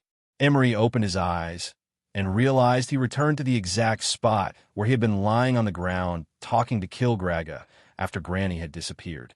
The sun's rays peeked through the leaves of the dense forest, gently touching his face. He stayed still, feeling the soft grass and taking in the earthy musk. The breath of air felt refreshing compared to the damp, enclosed space he had been sharing with the black dragon for more than half a year. Somehow, now that he was back, that spatial space and the dragon felt surreal in a world where such things were considered to be imaginary beings. As he stayed motionless on the ground, he spoke in his mind, trying to communicate with the black dragon. "Kilgraga, can you hear me? Hello, supreme being, mighty and powerful Kilgraga, are you there?" However, no voice returned his call. Was that all just a dream sequence, because he had been on the brink of death? But that couldn't be. The last thing he could remember before being transported was that winter had arrived. Now that he was back here, it looked like late spring or early summer was the season. Once more, he tried with a louder thought in his mind. "Hello, are you there? I can hear you, damn it, kid. Don't shout," yelled a voice in his head. Emery let out a laugh and replied, "Why are you not responding then?" The dragon's voice sounded tired as it said, "Moving you back consumed a lot of my power. I feel sleepy now. I'll rest for a while.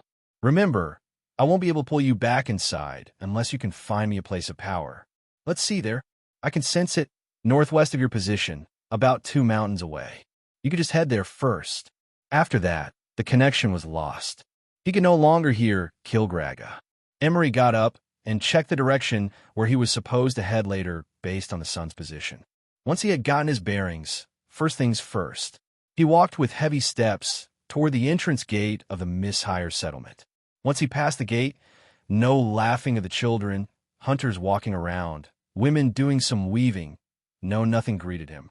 Everywhere was lifeless, and all the huts appeared as if they'd crumble into pieces with a single blow from the wind. He passed by every hut and made way toward Granny's hut, located on the farthest of the settlement that had once housed him and thought of as a place of warmth and security. His eyes landed on Granny's hut. The place now housed cold and hate in his mind. Oddly, though, there was something odd beside the hut. Emery remembered this was the place where Obud had been digging a mass grave for the settlement's residents. It had been closed with the earth, and a pile of stones was stacked on top of one another. Emery didn't want to believe this was Granny's doing, because it didn't make sense. However, would there be anyone who would bother doing this since this settlement was situated in a secluded location? He couldn't come up with an answer because this explanation was the one that made the most sense, even if he thought it was contradictory at the same time. Emery entered the hut and found the bag he had left behind. He checked if there was something he could grab from the storage area. However, there was none. Last, he went to the herb garden, also emptied out of herbs. However, there was one thing that caught his attention. In the center of the garden, there was a large stone that he knew wasn't there before. It sat on top of what clearly looked like earth that had been dug out. Emery knew this was Lanzo's grave, and Granny placed Lanzo in here. But why? He truly couldn't make sense of Granny's mind. After paying his respects, Emery covered his face with a cloth and wore a mantle that hid his missing right arm. He examined the symbol on his arm one last time.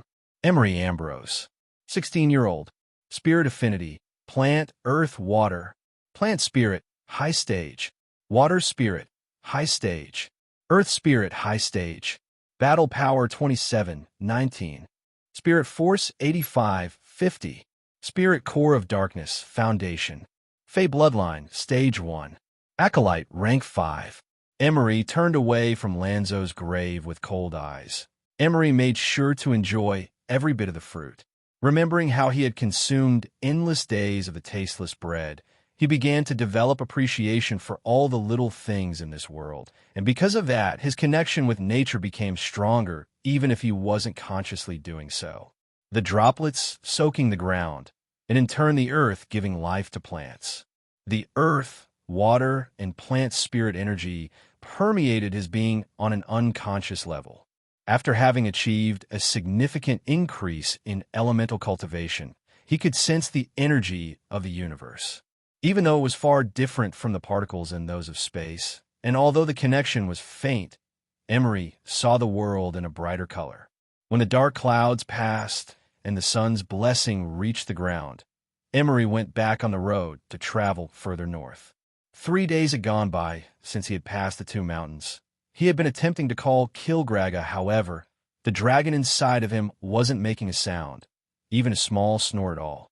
Nevertheless, Emery continued walking, and from on top of a hill, he saw a small but bustling town that had various decorations hung on both stone and wooden houses, making it appear festive.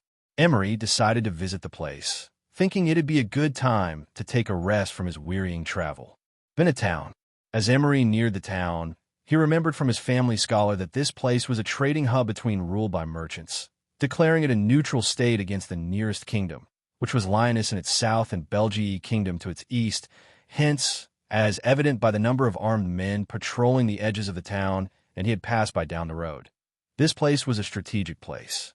When Emery entered the town through its wooden wall, some of which were stones, the many streets enjoyed a heavy traffic of carts filled with goods, and an endless amount of stalls where there was fierce competition happening between their neighboring merchants for the people passing by. Although it wasn't as busy as Lion Arch, one could feel a sense of grandeur that this town would eventually rival the Lioness capital city in terms of goods being traded and passing by. There were hundreds of residents moving up and about in between the streets and markets. Emery walked the streets and saw the multitudes of items being peddled, ranging from clothes to weapons, accessories, house furniture, rags, fruits, vegetables, tools, etc., but there was one particular stall that caught Emery's eye, and when his eyes met the person attending the stall, the attendant seemed to look at him with disgust for a moment before busying himself with tasks. "Are you going to buy, or what? Go away if you're not buying. It's bad for business," said the attendant. Emery gulped. He felt for his pouch hanging on his waist, aside from herbs and a scarce amount of potions. He sighed because there was nothing. Hence despair filled his growling stomach. He had hoped for coins to magically appear, but alas, reality was once more cruel. The pig's pie and skewered meat was just right before him. However, it felt so near, yet so far. He sighed as he turned around, thinking, why did that granny even had a need for money? She didn't need it. She should just stay the monster she was and gather food from the forest since she was a danger to people. Still, now that he had thought about it, it was indeed strange that the other huts he had checked in Mishire had their valuables emptied. Was that done by her, or some lost wanderers had arrived and sacked the place? Nevertheless, the issue was he had no money to even afford a bit of a luxury.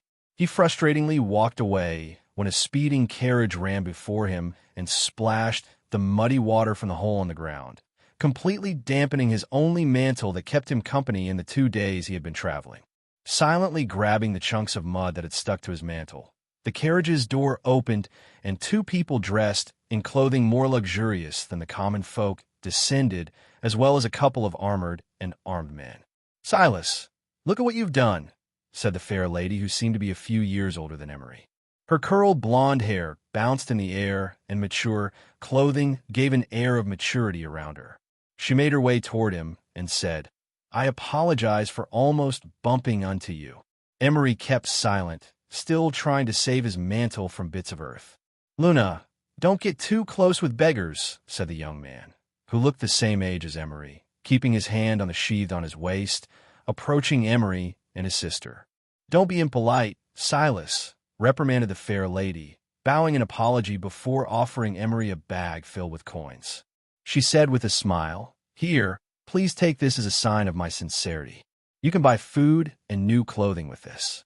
Emery's lips curled downward underneath his brown scarf. I don't need it, he said, walking away. HMPF, it's good that a beggar knows his place, Silas scoffed. Emery continued his way, ignoring the spiteful remark of the young man who was the stark opposite of his older sister.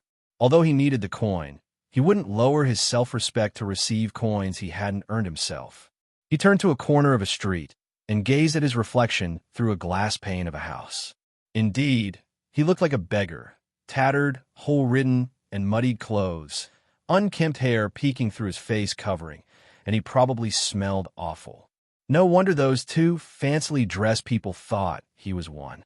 Since realizing his state of image, Emery thought it was best to get clean clothes, wash up, and had his hair cut. Although his appearance of a beggar would allow him to blend in some dark corners in order to interact with normal people or hide within the crowd, he needed to look like a local. Not to mention, he also wanted to eat warm food again. To do all of that, of course he needed coins, but he wasn't about to beg like his appearance had suggested. He continued walking around and eventually found a big gathering of people right in the center of the festive city town. But because of his appearance, when he had tried to talk to people, they all walked away from him. After eavesdropping from the locals, though, he had figured this crowd had gathered due to a popular local gaming event. The game was a test of strength against the big man showing off his big belly. Their challenge to the people was plain enough to understand, and that was to find the strongest man present. There was a prize involved, which was only 50 coins. However, that didn't stop people from entering the competition just to have the boasting right that they were strong men. Remembering the pig's pie and his outfit, Emery decided to join. Amongst the crowd, Emery realized that the fair lady was in the crowd. The trumpets sounded, and two people came forward to show how the test of strength would be conducted. The first one to test his strength looked like your average person compared to the large man. The large man and the average man lifted the resting rock beside them and threw it at the same time. It wasn't even a competition, though. The rock thrown by the average-looking man didn't even come close compared to the other rock. The second person to try was one of the people who guarded the young man and fair lady from earlier. Again, the situation was the same. There it is. The opening bout has been finished. Now, who dares to test their strength against this man?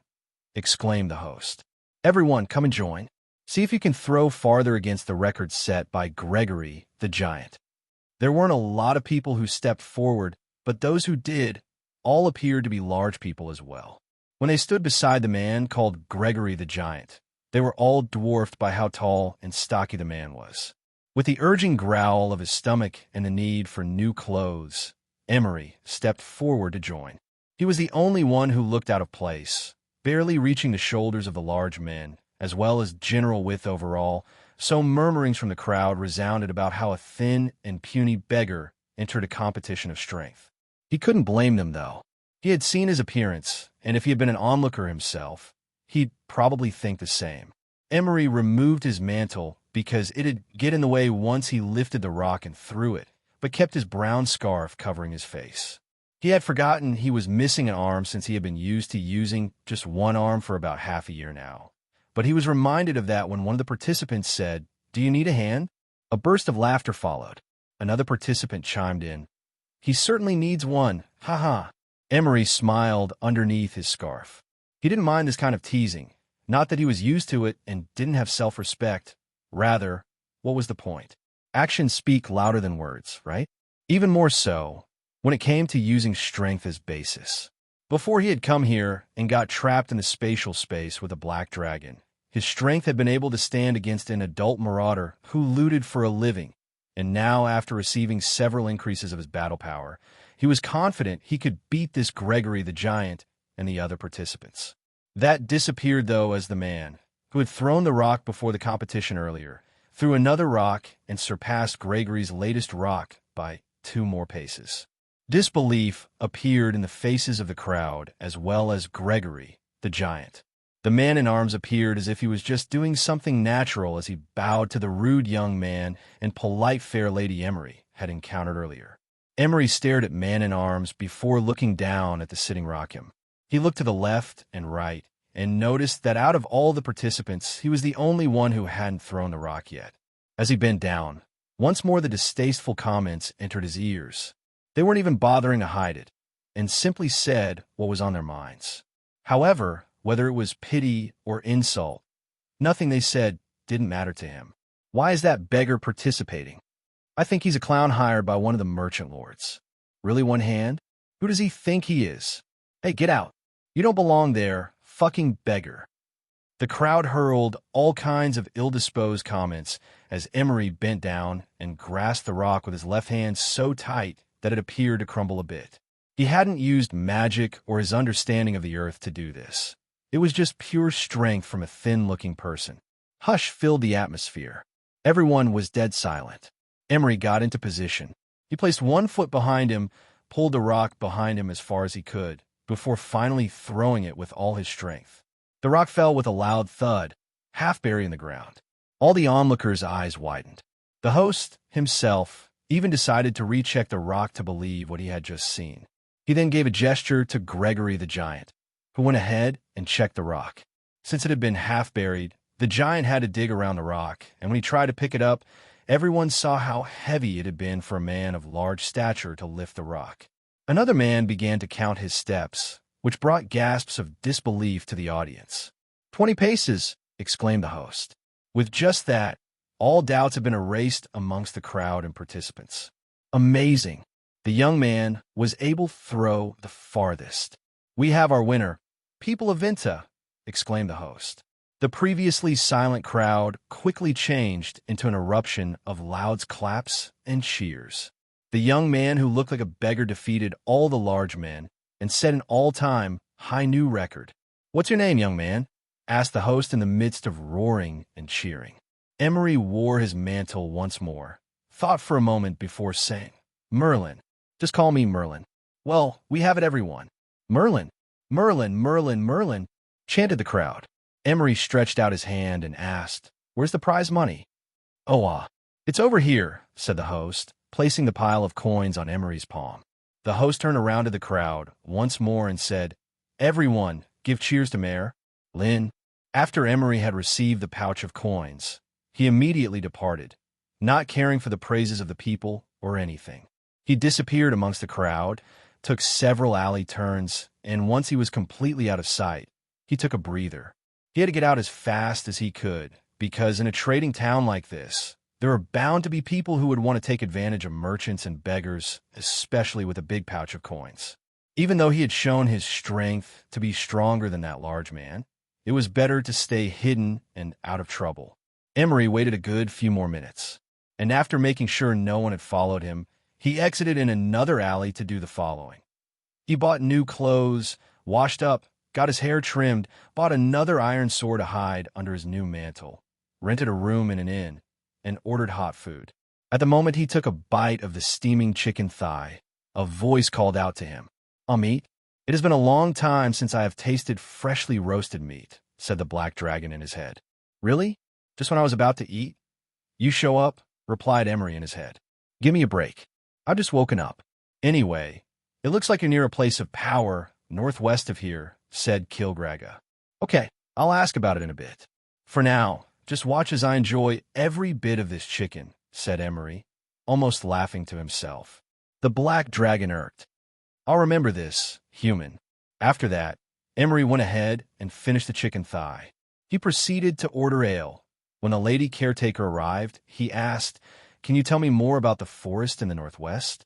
The caretaker darted her eyes before leaning closer to him and said in almost a whisper that that's the forbidden forest, also known as Evernight Forest. Now that he thought more about the blue powder and the rumors surrounding the forbidden forest, Emery came up with a possibility of explanation. The place of power somewhat affected the herbs and possibly the animals residing in it, hence the blue powder being a powerful alchemical ingredient, as well as stories, mythical creatures, scary monsters, etc. Still, this was all conjecture in his mind. Nothing was concrete yet, so he asked the caretaker further, Can you tell me more about it? Once again the caretaker appeared hesitant.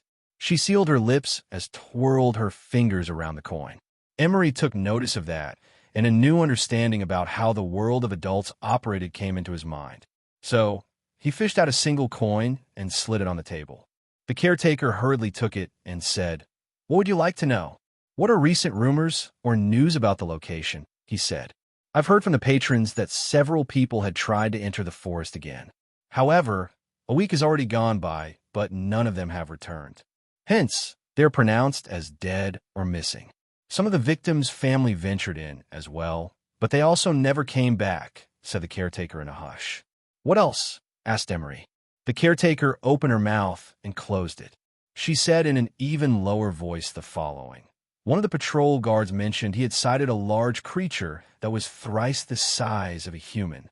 In fact, not only one, but multiple of them. So, the Merchant Guild has placed a warning not to go inside the forest. "Okay," said Emery, handing out another coin. "Thank you, dear patron. I'll make sure the innkeep will give you our best room," said the caretaker with a smile, before grabbing the empty dishes sitting on Emery's table. Emery got up a few minutes later and headed to the innkeep after having his fill of staring out the window in silence. Indeed, the caretaker had given good word to the innkeep, so Emery received a new room that had a clean and comfortable bed.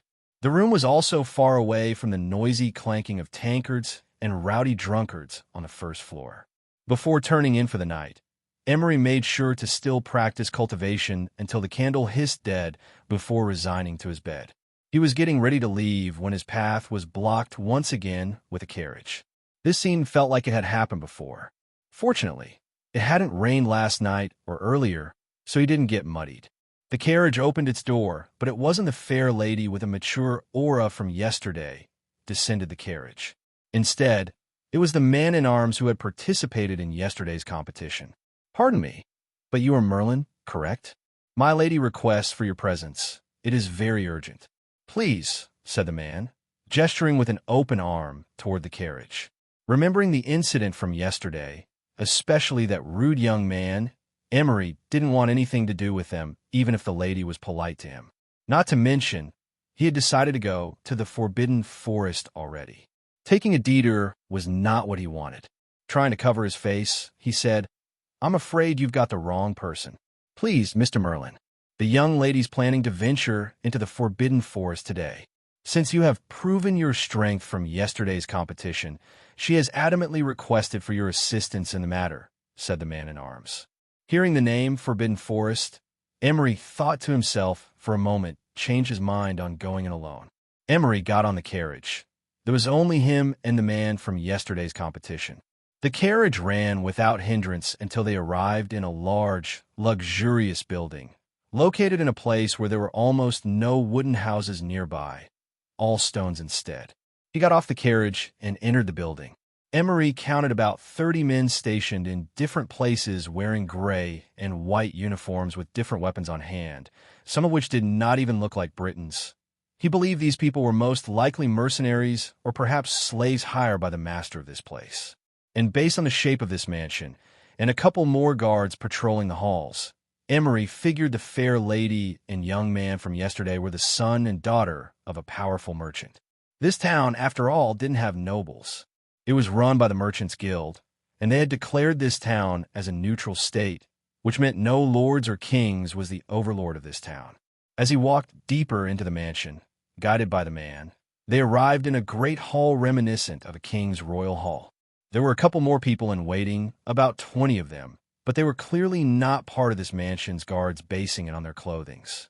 When he neared them, Emery recognized some of them were people from yesterday's rock-throwing challenge, and especially the stocky man from whom Emery had stolen the title of the strongest man, Gregory the Giant. Gregory showed a wide grin with his yellowish teeth, some of which were missing. He came up to Emery and said in a loud but not intimidating voice, "Merlin, right? So you've been called to?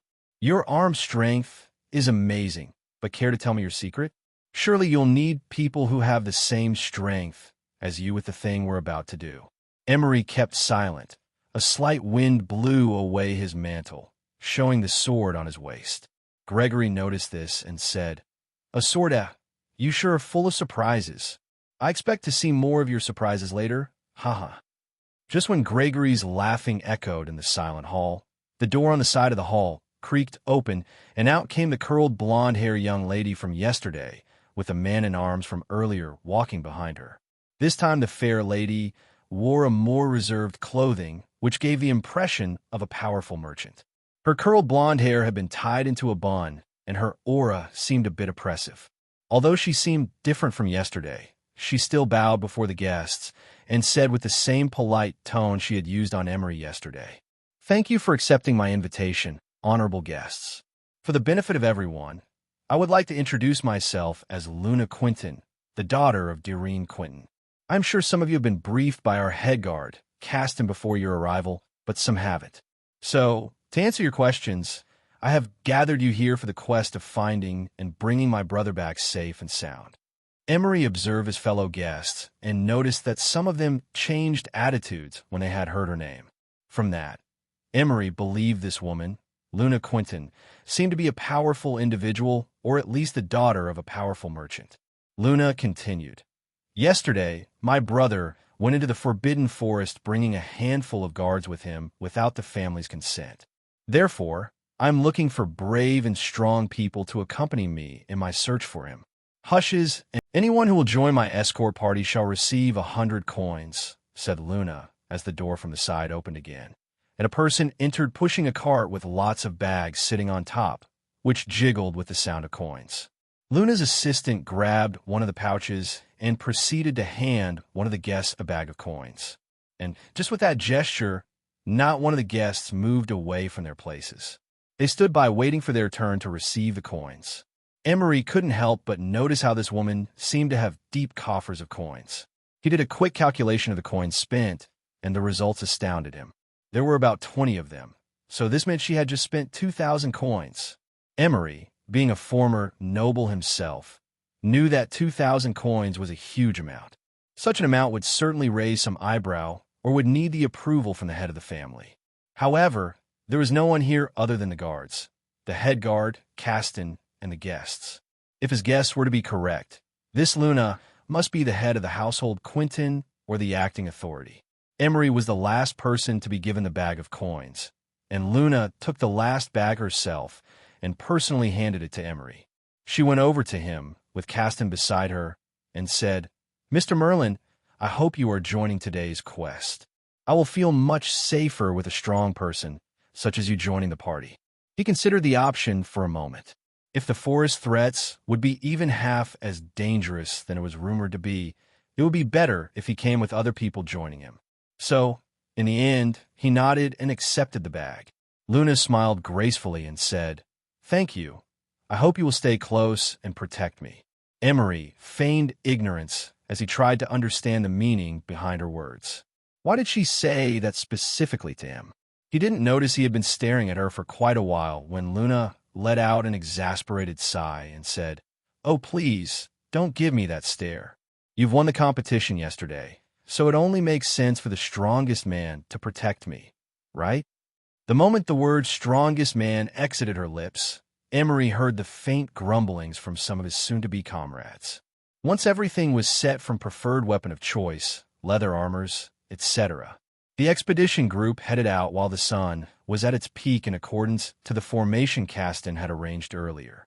They exited through the north gate, which was heavily guarded with many patrol guards. Within a few hours of march, they arrived at the entrance of the Forbidden Forest where there was a person with a dark skin standing and waving to them. "What's the situation? Have you found any leads?" asked Caston on horseback. "Yes. I've seen a day's old foot tracks only going in, but there's nothing that implies they went back," said the dark-skinned man in black and gray uniform. "Very well, sir." Caston descended from the horse, as well as Emery and the other two guards, except for Luna. They left the horses to be watched over by another guard. Caston then said to Osur, "Lead us the way." Emery stretched his neck to try and see how tall the trees were, but from where he was standing, they appeared to be trying to reach for the heavens. And as far as his eyes could see, only lush and wild vegetation, leaving the rest to the imagination because the entrance to the forest did give an ominous aura. It looked like they were about to enter a monster's mouth because not even the light from the sun above penetrated its deep inside. It was just like the stories he had heard from Lanzo. Before they went inside, Caston asked the vanguard to light a torch.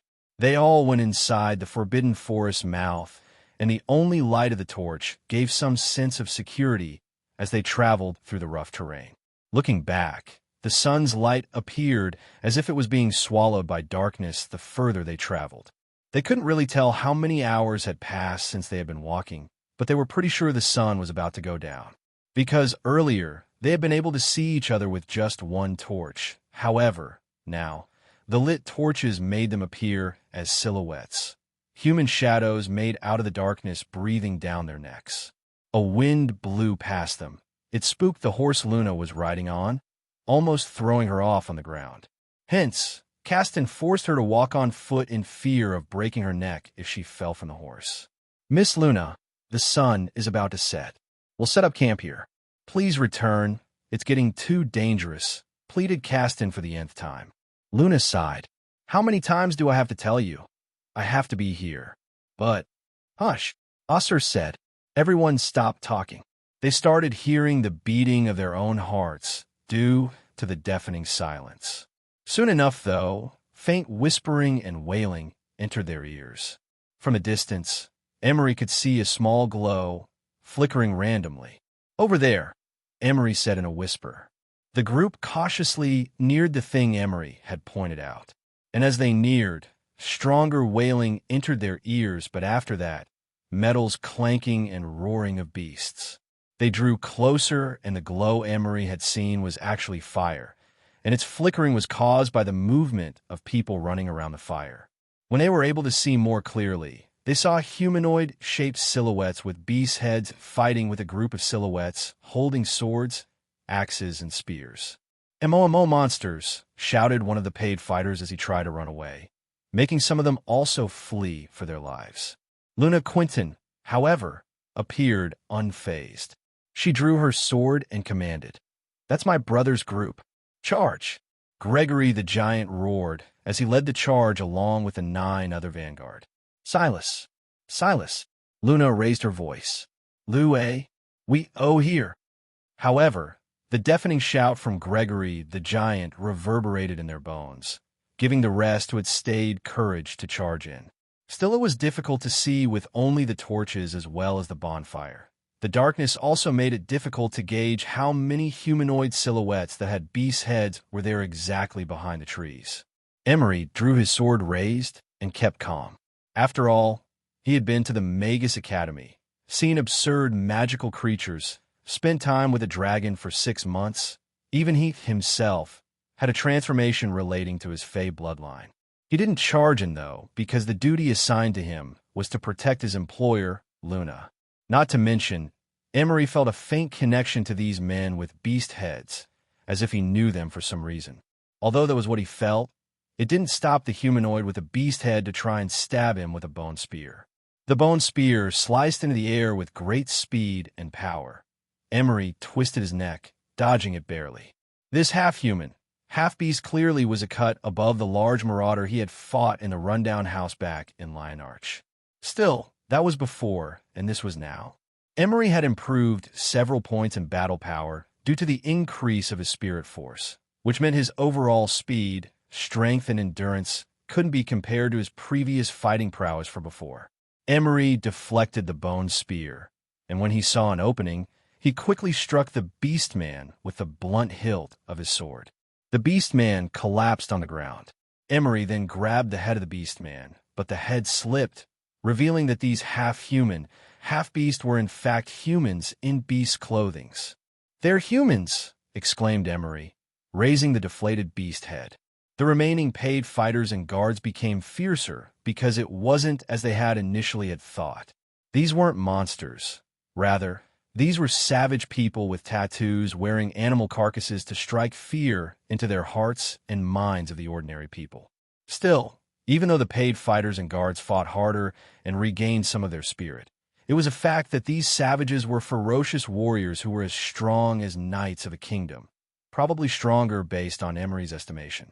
The fighting stopped, giving them a room for breather.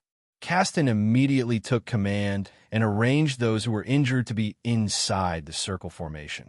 "What are they?" shouted one of the wounded paid fighters. "They're like more of a beast?" and not human. How come they strike so hard and so fast? There are so many of them also.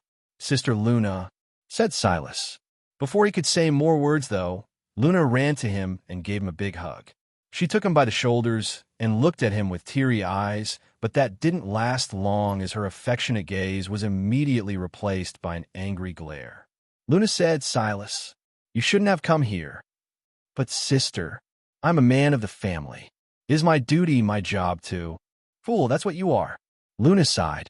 She added in a calmer tone, regardless of your intentions, it is not wise to come here not prepared. You should know that.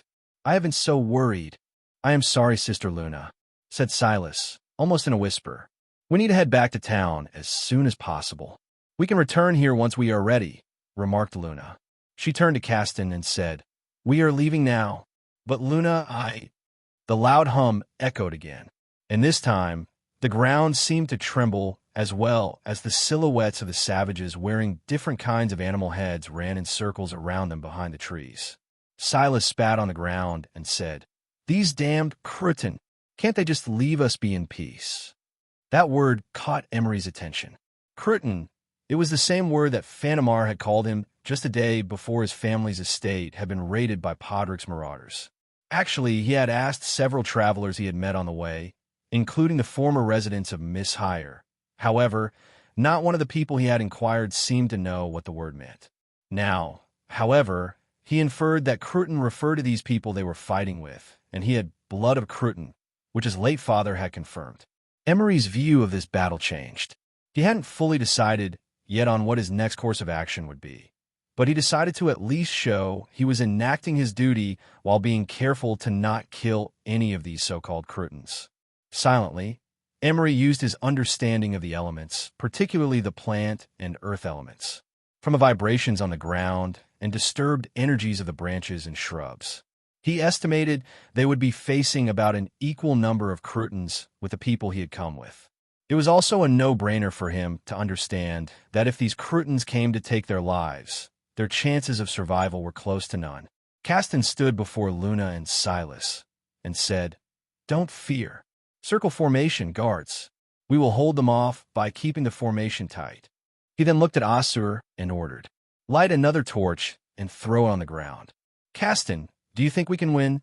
Asked Luna, her face brightened by the growing fire, providing lighting in the area. Don't worry, Ms. Luna. Please just stay close to me, said Caston. The fighting started with waves of arrows and spears being thrown at the expedition group, but the guard made sure to protect everyone with their large shields. After the wave of spears ended, the Cretins then proceeded to charge at them with melee weapons. Gregory the Giant pushed one of the guards and went in front, swinging his mace crazily. However, the reaction times of the Cretins he had swung his mace toward managed to dodge his attacks. One of the Cretins got close to Gregory, but Emery had noticed it and deflected the bone spear with the sword on his left hand. Chaos ensued, similar to their situation from earlier. Emery managed to parry and counter with the hilt of his sword the incoming attacks from the Cretin, saving Gregory countless times. He then went around their circle formation, as ordered by Caston, to fend off the other Cretins and knock them out one by one. Although Emery decided not to kill these people, that wasn't the case for some of his current comrades, especially Gregory, smashing the heads of the Cretins who had been knocked out by Emery. You sure are a great fighter, Merlin, but don't show mercy. It's kill or be killed. Gregory then continued screaming and swinging his mace in hope of finding more Cretins to smash. Emery retreated back in the circle and observed their surroundings. There were around 40 people after the merging of the brother and sister's forces, but a dozen of these men were beginning to take injuries, and some ended up dead, particularly paid fighters Emery had come with while the soldiers in the white and gray uniforms kept their ranks and protected Luna and Silas. The fighting abilities of these guards by the Quinton family were better than Emery had initially thought, especially the head guard, Caston. His fighting abilities could possibly match the strongest knight, Lioness Yvain. With the help of his understanding of the elements, Emery felt disturbance of the scrub behind a line of trees. It looked like there were still a lot of Cretin warriors staying hidden. While fighting with his sword, Emery realized the Quentin's guards were moving bit by bit, and based on the direction they were heading toward, he figured they were planning to break through the line of trees wherein Emery had felt the disturbance. Emery jumped and rushed to the group of guards who were about to break through. Mississippi Luna, don't go there. However, Caston blocked Luna's and Silas' path. He said to their dark-skinned scout, Osur, check behind trees. What? Why are you listening to that beggar? Let's go, ordered Silas, taking the lead by moving forward. It was at that moment, though, that a rain of arrows flashed behind the trees they were about to head to. They all turtled behind the shields they were holding. However, one of the arrows passed through the gap and pierced Osur's shoulder. Back! Back! Tighten the formation, roared Caston, protecting Luna beneath his shield. Slowly but surely, the expedition group's casualties were increasing over time, especially within the numbers of the paid fighters. All they could hope for now was a miracle to arrive. Forgive me, Lady Luna. My inadequacy caused us to be trapped. Emery was fighting on the front line side by side with Gregory. However, a stray arrow pierced Gregory's leg, causing the giant man to fight with one knee on the ground. Emery did his best to fend off the incoming attackers, all the while not killing them. However, battling with the intent of only rendering the enemies unconscious was much more difficult than striking the vitals. Caston called for Emery, and once the young man was within the encirclement, Caston said, Merlin, it seems you have better vision than any one of us do in this darkness. I'll leave the protection of Lady Luna and Master Silas to you, as I lead the enemies away. I know I don't have to ask you to lay down your life for them, but please lead them to safety and back to the mansion. I am sure Master Quentin will reward you handsomely. Can I trust you with this? No, said Emery in a heartbeat. I see. Caston's face fell. You ungrateful beggar. Silas, stop with your prejudice, rebuked Luna to her younger brother. She remained calm and proceeded to ask Emery the reason for his rejection. Why? Do you have something else in mind, Merlin? Yes, I have a plan where Mr. Caston doesn't have to sacrifice his life. Emery then pointed behind another tree lean. I have something on me that'll create a distraction. Once that's done, Mr. Caston, please lead the way in toward that direction and keep running. That's opposite the direction of the exit. Are you in collusion with these damned Crutons, beggar? If so, I'll kill you right. A slap whipped across Silas' face. Luna snapped, stop. Don't forget we're here, because of you. If you're not going to say something helpful, then keep quiet. Silas still in disbelief as he rubbed his cheeks. Master Silas had a point, though. That's leading us and not outside, said Caston. Caston and Luna exchanged glances. Once Luna nodded, Caston stood up and said, Prepare to retreat, men. On me. The guards and paid fighters started gathering in a central location and made their circle formation smaller, except for one person. That person didn't conform with them and proceeded to stand alone in the middle of the expedition group and the Cruton warriors. Merlin, what are you doing? Shouted Luna. Creating a distraction, said Emery as a matter of fact, not looking back. Again, at least that beggar knows his place. Luna, Caston, let's go. Let's leave him, beckoned Silas. No, Master Silas. Let's wait for his signal, said Caston. A single, one-armed man standing alone certainly stopped the relentless attacks of the Crutons. That didn't last long, though, as an arrow from behind a tree flew straight, whistling in the air, to Emery. Watch out, cried Luna. The shattering of wood answered her call. Everyone became silent as the stone arrowhead thud on the ground. He's not hurt, exclaimed one of the paid fighters. The Crutons then started making animal noises as if they were communicating with each other and proceeded to fire more rains of arrows. Still, no matter how many arrows they had released against Emery, all of it simply deflected on his body. How was that possible? It's likely he's wearing metal armor underneath his mantle.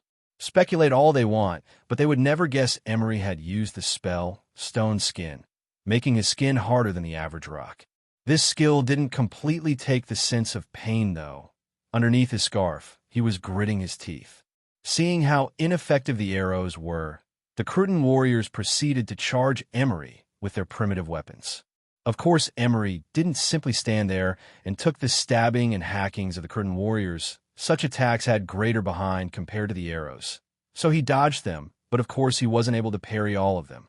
Some attacks from these warriors struck him. Luna, Caston, and the rest expected Emery to fall. However, they watched in disbelief, just like the Curtain warriors, to see the situation was still the same. Emery was fine despite the countless hits he had been receiving. Emery then raised his left hand, and out came a huge cloud of black smoke covering the entire area around him. Caston figured this was the signal Emery had been referring to, so he shouted, "That's it! Retreat!" The dark smoke spell rendered everyone inside it unable to see except what was literally in front of them. With the cover darkness of the night, as well as the dark smoke, the expedition group, led by Caston, escaped toward the direction Emery had pointed them earlier. "Caston, what is that just now?" Luna asked. "It appears that Mr. Merlin is a wizard," said Caston. "A wizard," Luna repeated. In the world of normal people, being labeled wizard and witches would normally strike fear, as they were usually seen as people who brought great disaster with them. However, for Luna, not a sign of fear traced her face. Instead, a smile appeared. When Emery had heard Caston's command to retreat, Emery started to unleash his real strength against these Curtain warriors. He didn't transform, but since there were no people for him to consider protecting, Emery tried to knock unconscious as many Curtains as possible. He knew that some of these Curtains would continue chasing the expedition group and ignore him, but his plan was never to defeat all of them single-handedly. Rather, it was to give the expedition group a larger space to fight, as well as regroup and reorganize themselves, so they could manage the smaller number of enemies. After he had defeated about half of the Curtain warriors, Emery proceeded to dash toward the direction he had asked the expedition to head to. Unfortunately, increased physique didn't mean increased agility. To get through this dense forest as fast as he wanted to, he needed to have more agility to easily pass the obstacles blocking in his way. So, as he ran, jumped, and slid, he thought about training this trait too once he had the chance. Emery followed the tracks left by his comrades and Curtains, and based on the increasing number of dead people, both Curtain and the expedition group he had been passing by, he knew he was getting closer. Soon enough, his path was becoming clearer with lesser obstacles, and he began to run in a straight line, picking up speed. However, in the corner of his eyes, a giant shadow of something appeared to be running as fast as him. "What is that?" Emery exclaimed.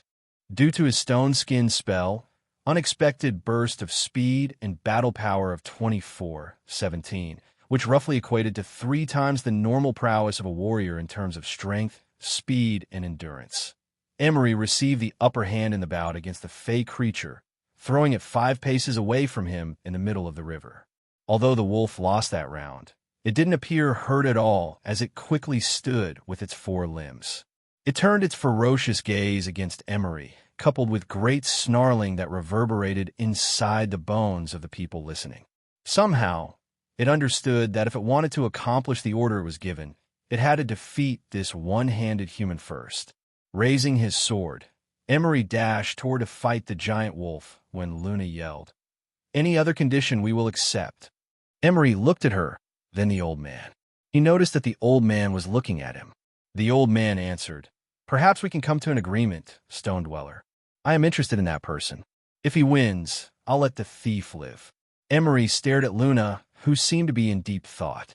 Of course, anyone would find it difficult to believe that a human would be as strong as and be able to win against this terrible monster. Luna said, "Merlin, if you can win the fight, the Quentin family will be indebted to you." With a smile, Emery answered, "Okay, I'll count on it." This time Emery took the initiative and proceeded to rush the giant wolf. He did a wide slash, making the wolf jump back a bit, and followed up with another swing. It was out of his expectation, though, that the wolf would jump to meet him and bite his sword. He pulled back his sword, but it felt like it was stuck inside a rock. He tried once more with a stronger force, only for the wolf to chomp harder, finally breaking the sword in half. Emery jumped back, but so did the wolf. He hastily called for the water element to execute Whip Splash, which he barely made on time, narrowly avoiding the sharp claw of the wolf. Once more he used the water to create a barrier between them. With his sword gone, Emery thought about what else he could use. He wasn't about to fully commit to fighting this monster unarmed. Then, he spared a glance at the wolf, the expedition group, and the Cretan warriors, wondering to himself if he should do that. Before he was able to make a decision, though, the monster pounced on him again. He would have been able to dodge this. However, that moment of hesitation made him unable to dodge. Moon Knife, Tier 3.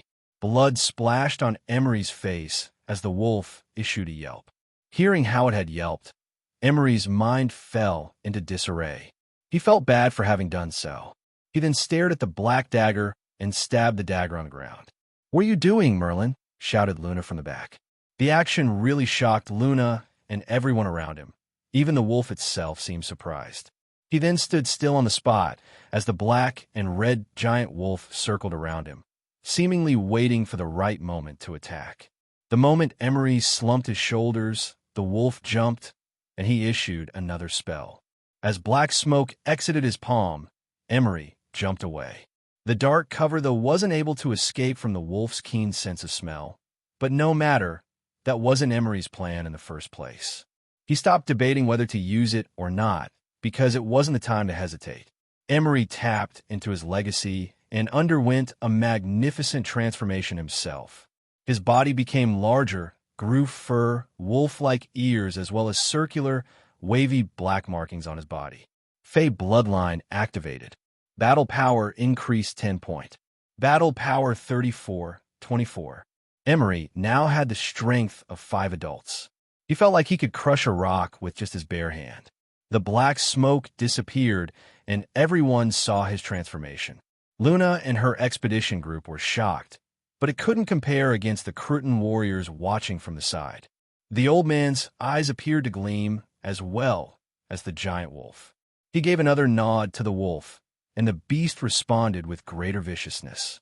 Its speed now, however, couldn't compare to Emery, who seemed to have disappeared and reappeared above it. Emery landed on the beast's spine and proceeded to wrap his one arm around the giant wolf's neck. It struggled to break free, but Emery strengthened his arm, and after a few moments of thrashing around, the wolf stopped moving around, finally passing out. Silence filled the atmosphere of the two opposing forces, particularly the Cretan warriors. Emery let go. When he was about to do a battle cry of victory, however, he turned his gaze back at the wolf. The beast was no longer there. Instead, from where the wolf lay was a naked, unconscious young girl who looked to be around his age. Emery removed his mantle and covered the girl's body. A moment later, his form started to become that of a normal human. He carried the girl on his shoulder, walked toward the old man, and then gently laid her down. The old man said, "Thank you for not hurting her." The girl opened her eyes. "How do you feel about losing for the first time, Morgana?" the old man said. Now that the Cretan's warriors were out of the dark forest, and with the extra light, Emery could finally see the Cretan warriors clearly. Behind all the animal ornaments on their backs and heads, they also had weird dark tattoos all over their bodies. Emery realized the dark tattoos were similar with the one that appeared on his body after transforming. And with the arrival of the fey creature in the form of a giant wolf, Emery confirmed these people were related to him one way or another. The expedition group's gazes were transfixed on the giant wolf. Emery, however, had seen worse-looking creatures back in the Magus Academy, but for the rest of the group, each time the creature moved a step forward, it seemed their heartbeat stopped. Fortunately, the wolf-like creature remained standing in place while a huge man moved next to it, moving forward to the water. This mighty man shouted loudly, and then several other fighters followed him and ran through the river. Each and every Cretan warrior took a step inside the river. Emery threw them back with his whip slash, but apparently the bald man was able to withstand the water whip, as if he had stones tied to his legs while he kept going. That seems to be their strongest warrior. If we take him down, I'm sure their morale will crumble, said Caston as he rushed forward with sword in hand. Caston was able to fight with the bald man. The battle between a skilled swordsman and an axe wielder erupted. Unfortunately, after a few exchanges, it appeared Caston was being pushed back. As much as Emery wanted to help Caston, He was busy keeping the other from crossing the river. At times like this, Emery wished he had much stronger offensive spells. Although Whip Splash was a useful spell, only now he had found out that it wasn't as powerful as he had thought because the Curtain Warriors kept coming back up. Still, it was better than nothing because some of them had been knocked unconscious. Emery was starting to catch his breath, as well as vision was blurring. He knew he was about to run out of magic inside of him, similar to how he had once experienced back in the spatial space. So he yelled at Luna, "You should go. I don't think I can hold them for much longer." Luna looked hesitant for a while, but then made her decision and said, "We should use this opportunity to leave. Caston and Merlin can follow later." Silas, however, shouted in pain, Sister, I don't think I can run. My leg. I can't feel my leg." Luna was speechless, not sure what to do with her brother. "We can't run away carrying you, Silas." The next thing Luna did shocked everyone, especially her brother.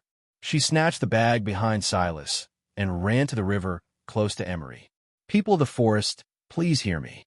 My name is Luna Quintens. I'm the daughter of the richest merchant of the Venice city, your neighbor. I know what you want." Luna put her hand in the bag and withdrew its content. She was holding a little animal by the ears. It was a silver-furred rabbit. The act put a stop to everyone involved, the Curtain Warriors trying to cross the river and the fight between Caston and the bald, huge man included. "I only came here for my brother, who had come here, because of his love for our father who is sick. We have known about this rabbit's existence and how it could rejuvenate a person's body. We also know that this animal is sacred to you. Hence, we are sorry that we have angered you all. But please, I beg you, we will give back the rabbit if you let me and my people go. If you kill us here, my father and the whole kingdom will come to bring fire upon the forest. But if you let us go, and we, hereby, swear not to trespass your lands again." Within just a couple of sentences, she was able to figure out what the other side wanted to happen and threaten them at the same time. This was Luna's speciality. Since she was leading her father's businesses, her main skill was negotiation. In fact, this was the only way she could think of that could save herself and the people who had come with her. So, what's your answer? Apparently, though, none of the people in front of them answered as they looked at each other with confused faces. That was until an old man appeared behind the tree line they had exited from. As the old man moved forward, the black and red-furred wolf also moved with him. It appeared the wolf had been following his order from the start. "Stone Dweller, most of the people here can't speak your language, but I can. I will accept the offer you have proposed that you'll release the poor creature and promise not to return. However, I have one more condition. You must give up that man who is responsible for the theft," said the old man. Luna glanced at her brother. Although he was an idiotic and a troublemaker, he was still her only sibling. She couldn't let him be taken. "There must be something else we can do. You have no more say in the matter, Stone Dweller. I need to uphold the way of our people. And that is to punish those who have done us wrong," said the old man. Seeing the terrified face of her brother, Luna answered, "No, I can't accept that." The old man gave a nod to the creature next to him, and suddenly the huge wolf ran on its four heels with eyes set on Silas. However, it wasn't able to close the gap when a one-handed young man blocked its way.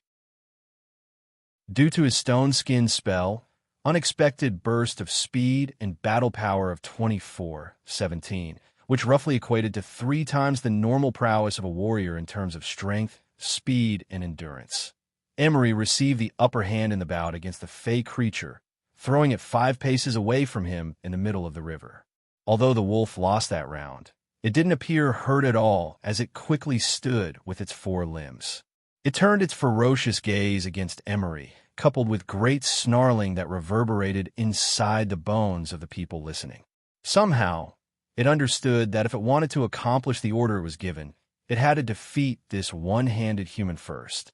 Raising his sword, Emery dashed toward to fight the giant wolf when Luna yelled, "Any other condition we will accept."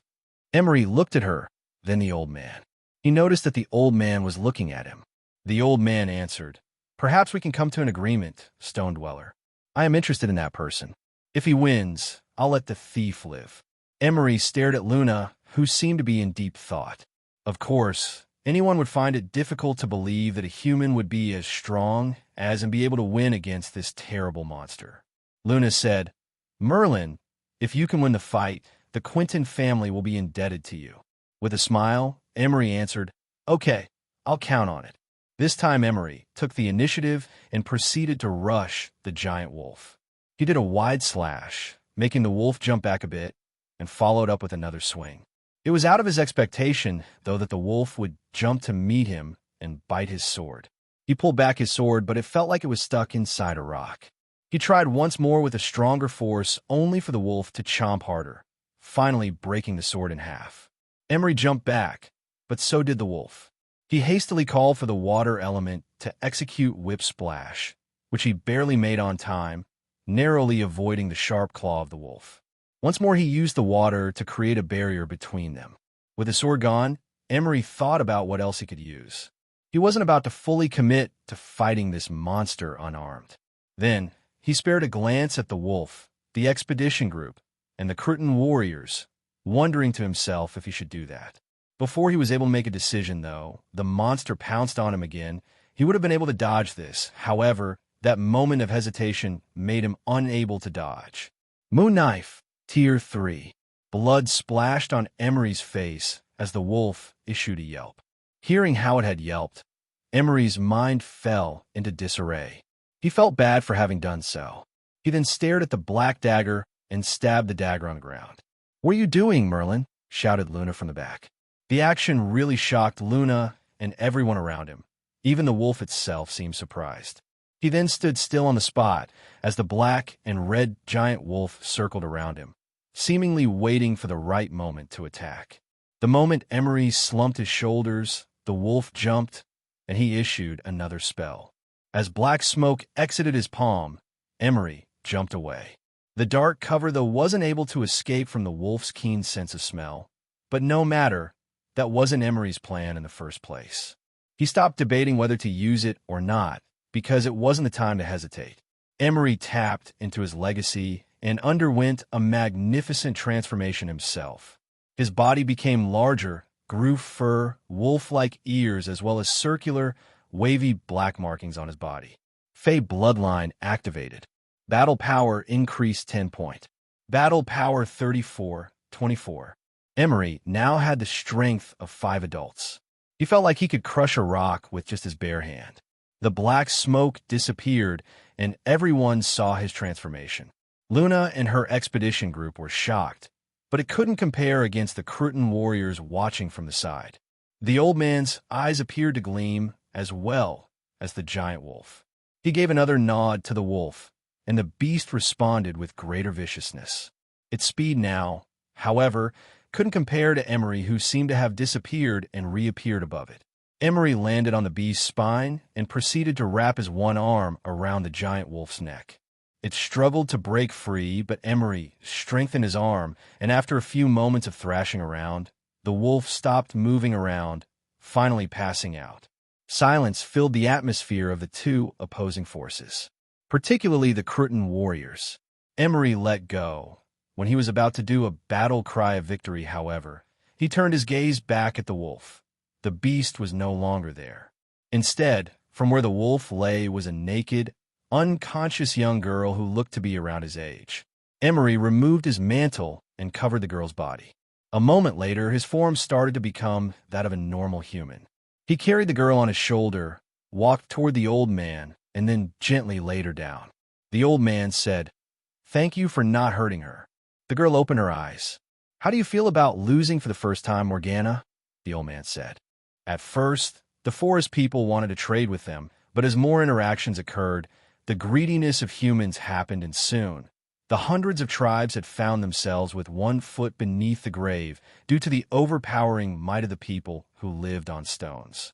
The tribes then united under the leadership of a woman, which some said was a mythical creature, until they managed to drive back the invader of their lands. The forest people lived in the Evernight Forest, or more commonly known as Forbidden Forest by the people living in the Seven Kingdoms, became one of the most infamous locations due to its harsh terrain, mysterious beasts, and savage inhabitants. It was said that the light from the heavens could never penetrate its dense vegetation of towering trees, creeping grass, breathing bushes, amongst other things to bring illumination to its ever-damp soil. Many stories circled the people of the Seven Kingdoms on how the Forbidden Forest was a monster itself that devoured the wanderers who got lost in its bowels, and if they who came back with their tales of monsters, barbaric inhabitants, moving trees, and the like, got branded as people who became maddened by the forest's evil nature. Depending on which side was asked, though, the tale of the forest would become a different story. The bushes and grasses swooshed as a black and red-furred wolf chased a blurred silver light deeper into the forest's darkening woods. The wolf left great trails of large animalistic tracks on the ground, wherein if a hunter found these paws, he or she would be able to infer the size of the wolf to be twice that of an average man. It, however, wasn't alone. Beside the great wolf were its pack of different colored wolves, brown, gray, and yellow. Then the black and red wolf stopped. It howled, causing the brown and gray wolf to go to the flank of their prey, the silver-furred rabbit, in order to make it run in a straight line. The silver-furred rabbit did as its predators had predicted. However, with it hopping straight, it somewhat gained speed as it beelined toward a fallen tree. It went underneath the log and tried to change directions, but it never knew an ambush was waiting for it on the other side. A white wolf caught the silver-furred rabbit with its mouth the moment the rabbit exited under the tree. The silver-furred rabbit was still alive, but no matter how much struggling it did, it couldn't break free from the maw of the white wolf. Night was fast descending upon them, so the pack went away with the silver rabbit. They were about to enter a village where the warrior guarding nearby didn't seem to mind the fact that a pack of giant wolves was about to come into their midst. On the contrary, the guard seemed to treat the giant wolves with great respect as they bowed in greetings to the great pack of wolves. That wasn't surprising, though, because the local residents of this place was called their village Felonalian, home of the forest people and fey creatures. The village didn't appear anything like the human villages in the Seven Kingdoms. The places of residences where the people lived were made out of hide, makeshift wood, and the tents and huts were scattered everywhere without a clear pattern. Some residences were also situated on the huge branches of the tall trees with wooden ladders coiled around the tree trunks, hence enabling the village to house around more than 1,000 residents. Finally, the pack of giant wolves arrived, welcomed by about 100 of the villagers with great clapping and shouting after seeing the silver-furred rabbit in the maws of the white wolf in the middle. The red and black-furred wolf went inside of one of the tents, first followed by the white wolf, and then the rest. Once they were inside, they began to transform into that of a human woman before proceeding to pick up the clothes that had been prepared on the ground. "Sister Morgana, thank you," said one of the girls holding the silver-furred rabbit on her hand. She placed the rabbit tight into one of the hide bags before she jumped and hugged the red-haired girl, Morgana. Morgana didn't say anything as she simply smiled and patted the back of the girl with pale white hair. "Ah, the hunt is always enjoyable whenever Sister Morgana leads us," said a girl with an amber hair. Agree, said a girl with hazel hair. "Now that we have the silver rabbit, you can finally be officially ordained as the 5th member of our pack, Glida." "Ah, I wish I could experience that ceremony for me again, but anyway, I'm so happy you," said the gray-haired girl to the girl with white hair. "Thank you so much, really, everyone," said Glida, holding up the bag, which stored the silver rabbit. Although these 5 girls called each other sisters, they were not related by blood. Rather, they were girls chosen from the many tribes that inhabited this forest and raised together as sisters by the head priestess of the forest people. The young ladies' ages ranged between 14 to 18, but the most respected from them wasn't the oldest. Instead, it was Morgana. Her 4 sisters looked up to her because she held the most charisma between them, as well as being the strongest and fastest among the pack. Hence, her being of the pack was cemented in stone, and none of the other Fey wolves dared challenge her authority. The girls were selected by the High Priestess because they had shown signs of one particular unique trait since birth. They carried the legacy of the Mother Earth. From a young age, they were able to transform parts of themselves into a beast, and the moment they were able to fully transform into the wolf, it also meant they had matured. And if that happened, A ceremony would take place as recognition of their unique ability. Morgana, the High Priestess, said you are to follow the chief tonight, said the gray-haired girl. Then does that mean you'll not be able to join the ceremony? Said Gleda, disappointed. She was silent for a while before answering. It is the will of the High Priestess. I must comply. She then exited the tent and proceeded to head to the center of the forest where the chief lived nearby. Morgan and her sisters were part of the priestess faction. Their objective was to understand and convey the will of Mother Nature led by the High Priestess. Aside from them was another group called the Akavi Warriors. These Akavi warriors were all male members from various tribes who also had a gift similar to Morgana and her sisters. But instead of being able to transform into a beast, the males received increased strength, which was evident by the black markings on their bodies. The more marking they had, the more powerful they were. Hence, the forest people call them the protector of the forest. There's also one more faction, but it was more of a leadership instead of faction. They were the elders of the tribes. They ran the day-to-day living of the people, managed disputes of the locals, set what production should be focused on such as food, clothing, etc. But most importantly, their main task was to lead the forest people. Morgana, being a member of the priestess faction, was adored by the people due to not only being the strongest Fey wolf, but she had proved her physical prowess in a human form against the male members of the warrior faction. She was in good relation with the elders as well, since the strong belief of the people, including the elders, from the high priestess transferred over to all the members of the priestess faction. She found it quite odd, though, why the high priestess had ordered her to follow the chief tonight. In fact, Morgana wanted to attend her sister's important day, but instead she was given a task to follow the chief, who would be soon making patrol in the forest for any outsiders that may have lost their way. Nevertheless, she placed that thought in the back of her mind, because to follow the high priestess was to follow the will of Mother Nature, and she shouldn't question that. Now that she was out on patrol with the Akavi warriors, a sudden news arrived from one of the Akavi warriors from the village. The silver rabbit was taken by an outsider, said an Akavi warrior. What? How is that possible? Exclaimed Morgana, as she immediately transformed and began tracking the thief who stole her sister's silver rabbit. Finally, she found the thief, but among the thief's group was a young man whom her blood immediately boiled the moment her eyes laid vision on him. The young man had one arm, a thin body, and was not tall. However, she had seen him fight multiple members of the Warrior Guard faction and defeat all of them. He had also used magic, which reminded her of the High Priestess. She wasn't exactly sure what to make of it, but when she was blocked by him on the river and received a nod from the chief to fight the young man, it felt like her whole body was burning not from rage, rather from excitement, as if she wanted to prove against this young man that she was on top, that she was the alpha.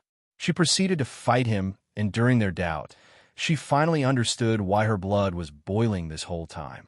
She was like him, a Fae who could transform. However, how could that be? All the males with the same gift had no such abilities. And in that moment, though, her recklessness became her demise as the young man managed to jump on her, and things became blurry. The next thing she knew, she was wearing the young man's mantle and awoke. The young man had changed back to his human form as well and was standing before the chief. The old man nodded with a smile. He turned to the curtain warriors and said in a foreign language, "Angel Canjalifa." They can leave. Without any hesitations, all the warriors near the river retreated to the forbidden forest treeline, except for the huge bald man with a great number of dark markings on his body. He didn't move until the old man repeated his order with greater force.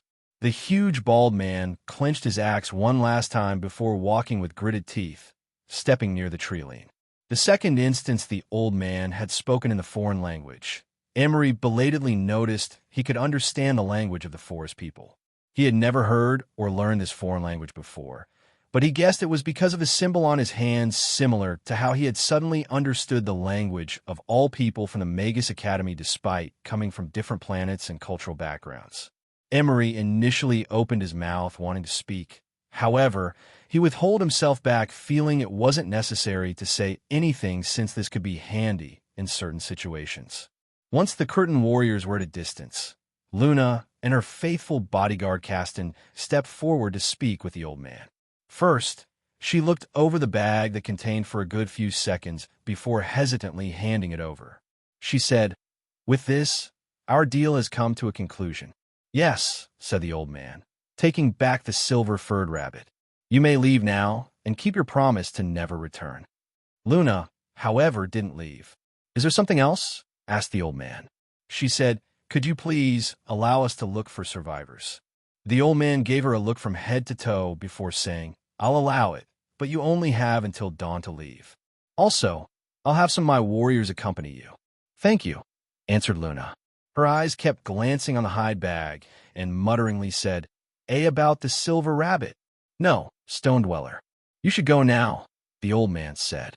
The tone he used, though, wasn't angry. Instead, he sounded like the figure of authority that he was. Luna let out a big sigh and said, "Merlin, let's leave." The old man stomped his wooden staff on the ground and said, "This young man is not leaving." Luna looked as if she wanted to raise an objection. However, Emery gave her a glance and shook his head. With that, she backed down and said, "Merlin, if you want, we can still. I'll be fine, don't worry. Also, I would like to talk with them as well."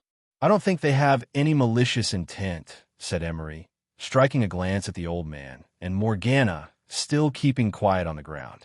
Again, the old man tapped the ground with his staff, turned at Emery, and said, "Merlin, isn't it? My name is Brennus. The High Priestess would like to meet you. Let it be known that we are honored to welcome you into our village." After that, the two opposing groups parted ways. The old man Brennus delegated some of his warriors to watch the expedition group from the distance, and a single warrior to go with the expedition group and search for any other survivors who might still be alive. At first, the Curtin warriors and Luna's expedition group seemed as if they were about to clash again. However, with the authority of the head figures, Luna and the old man, the hostility was dispelled. Luna's expedition group took the path in which they had come from, while Emery took a different path following the old man. As they walked through the dark forest, guided by the light of heavenly bodies in silence, Emery's gaze fell on the girl with the red hair whom he had fought earlier. She hadn't spoken a word, nor made any small noises, as she just simply tightly wrapped his mantle around her body. And now that he had thought about it, he had no idea where they were taking him. So Emery took this opportunity to break the cold silence by making small talk. "Morgana, that's your name, right?" She didn't reply and continued walking. "My name, by the way, is Emery." Emery placed a hand in his mouth. His moment of weird familiarity with these forest people made him slip out his actual name. He stopped fixating on his careless blunder, which still didn't issue any response from the girl called Morgana. He then looked straight and said, "I guess you don't understand a word I'm saying." In the corner of his eyes, the girl looked at him for a moment, then said, "I do." "Oh, so you can speak and understand me. That's good. So where are we heading?" Emery replied. The girl was silent again. However, "You don't speak much, do you?" said Emery. "I do," answered Morgana. From the looks of it, Emery felt like this girl was a bit weird. She walked in confidence, but didn't seem to talk much. Or maybe just because she doesn't like him much. He was about to say something when his eyes took notice of what looked like the most beautiful sight he had ever seen. He stood frozen in place. Brennus and Morgana led the way and stepped on log, which emitted a glow of light. The leaves of various shaped plants seemed glowed with wondrous bluish and green lights, providing a warm atmosphere. He tested if the log would also do the same if stepped on it, and indeed it did. A light rippled underneath him. Moving his other feet forward, it repeated the same thing, sending waves of joy at the spectacular sight. Not being able to hold his curiosity any longer, he went up to what appeared to be a vine that was emitting a violet glow and used a spell from his plant spirit to inspect what kind of plant it was. Universal Flora, activated, analyzing flora. Analyzation complete. Level 2, unidentified medicinal herb. Unknown properties. Register to database for 10 contribution points. "Yes," exclaimed to himself. The first plant he checked was already a level 2 unique plant. And looking at the plant next to the vine, the one he had checked was just one of the many variations it had. It seemed that the Forbidden Forest was a great place for him to find unique plants. So, he couldn't wait to want to use fragmentation on these plants one by one and know more about their properties. He became caught up in his world, but immediately got pulled out of it as he noticed the stares of the villagers as well as Morgana and the old man. Letting out a great heave of air from his lungs, he took control of his excitement and proceeded to walk behind them. Brennus continued walking as the rest of the other warriors that had accompanied them disbanded, except for the huge bald one, and Morgana still walking beside him as they went deeper into the forest area. Eventually, they arrived in front of a cave that had two tall men holding spears and had a lot of black markings plastered on their bodies, which seemed to be no less than the amount of markings of the bald man beside Emery. "Greetings, honored chief. The high priestess is conducting the ritual as of the moment," respectfully said one of the guards. "I am aware. The high priestess is expecting us," answered the old man who was apparently their chief. "Understood," said one of the two tall men as they let the party through. Based on this interaction, although this chief seemed to be the acting leader of the forest people, or at least the warriors, the high priestess position appeared to command more authority and respect than him.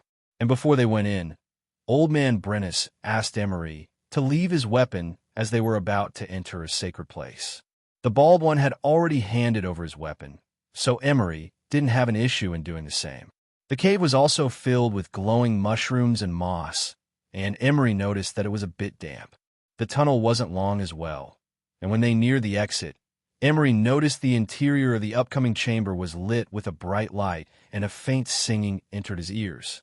When they exited, that was where Emery saw a giant tree standing in the land at the center of the cave chamber, surrounded by a lake. The roots on the ground and the hanging roots of the giant tree glowed beautifully, including the grasses around it.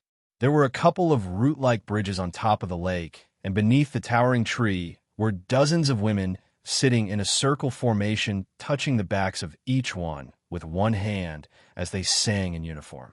In the middle of the circle were two people, a young girl with long white hair and a beautiful fair-skinned, half-naked woman covered only by what appeared to be leaves. The beautiful woman said, "Gaida UNC New Baronlist Gaia." While Emery, Morgana, and Brennus stood at the entrance waiting, the chanting became stronger, urged by the lady dressed in leaves, as it echoed in the whole cave. The group of women started waving their bodies as another woman made her way inside the circle and handed over the silver-furred rabbit to the white-haired girl. The white-haired girl then presented it to the giant tree before the woman dressed in leaves and struck its head. Emery fell into a trance at what appeared to be a holy ritual where the beautiful, flawless-skinned woman dressed in leaves welcomed the white-haired girl after the rabbit had been sacrificed. As he observed them in a transfixed state, the white-haired girl emitted the same sense of familiarity similar to Morgana and the warriors with the black markings. However, the feeling of familiarity in his guts became stronger as his gaze fell on the woman dressed in leaves. It was like as if she was family. After the leaf-dressed woman blessed the girl with white hair, the singing started to fade and the waving of the women became weaker.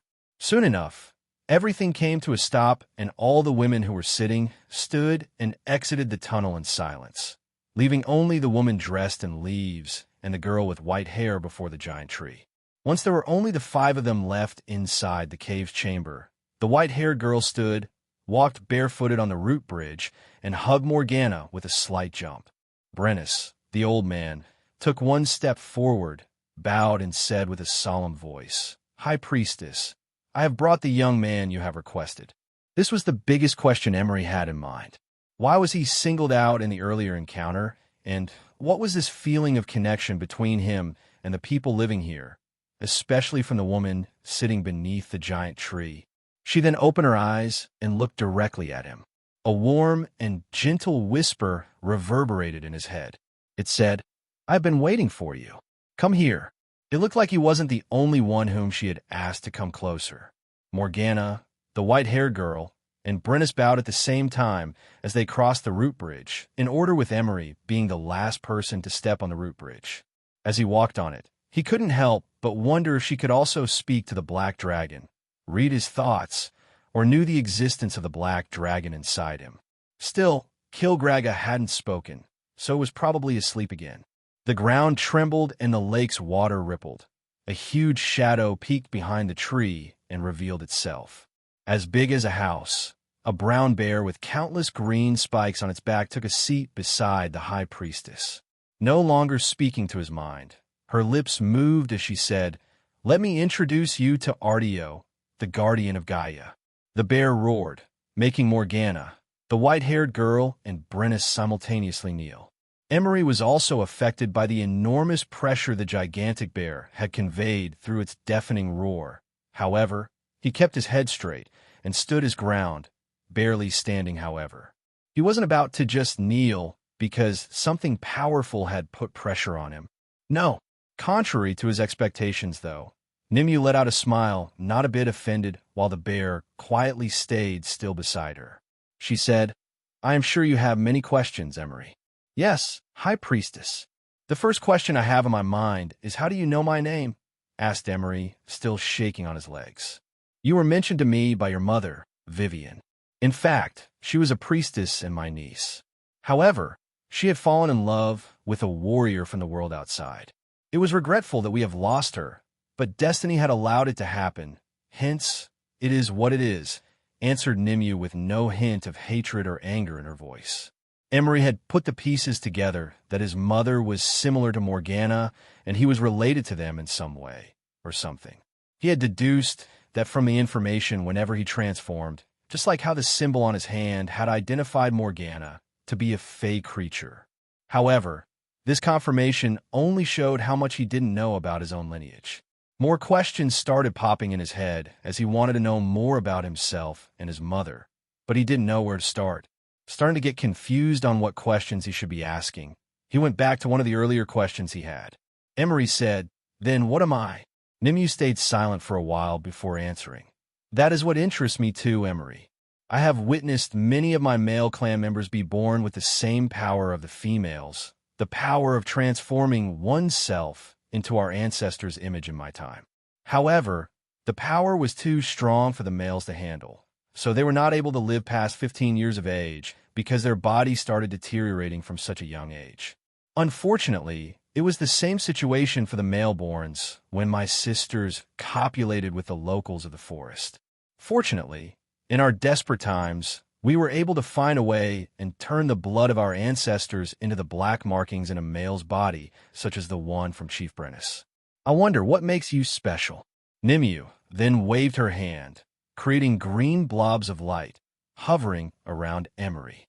At first, Emery became wary and readied himself, but the green lights simply circled him before going back to Nimue and disappeared.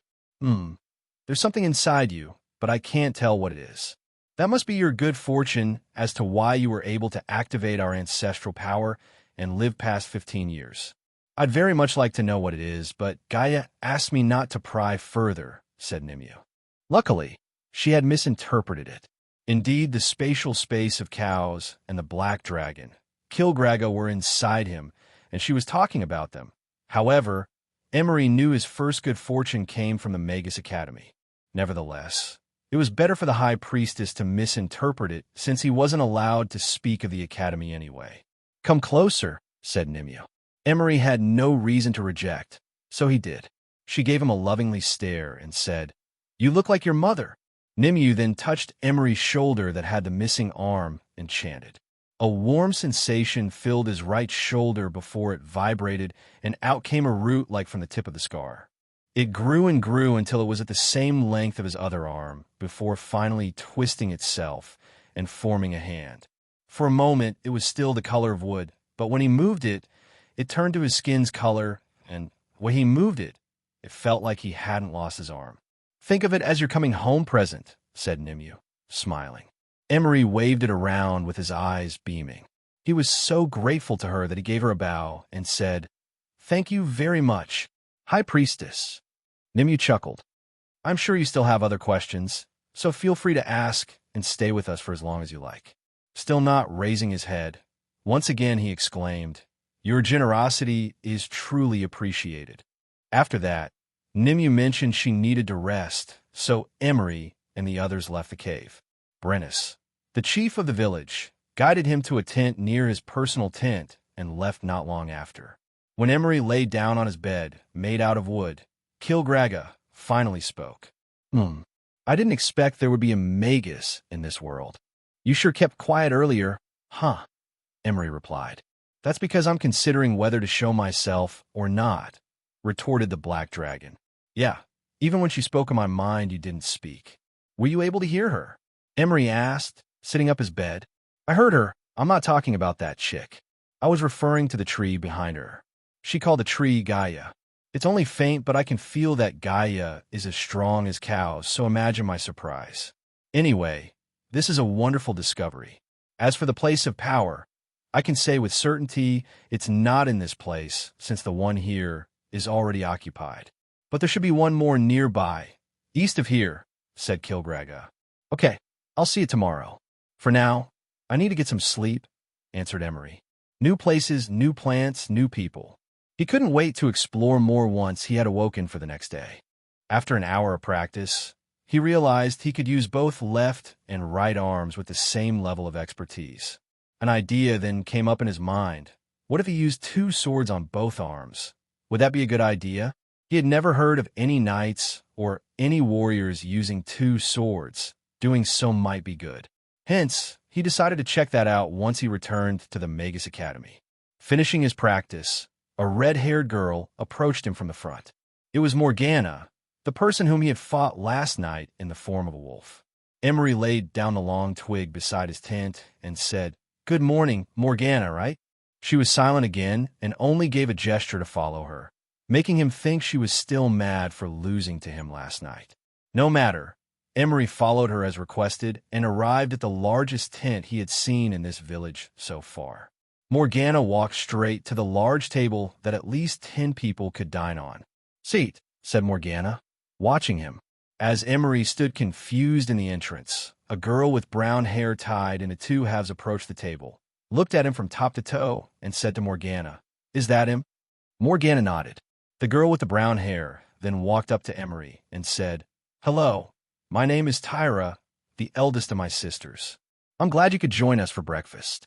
Tyra then pointed at the table where 3 other girls were already sitting. Emery recognized one of the girls, a girl with white hair from last night's ceremony who had hugged Morgana after everyone had left. As he made his way to seat, the girl with the white hair got up from her chair and started sniffing him. You smell nice, mister, said the girl with white hair, startling Emery. Glita, don't be rude, exclaimed Morgana to the girl with white hair.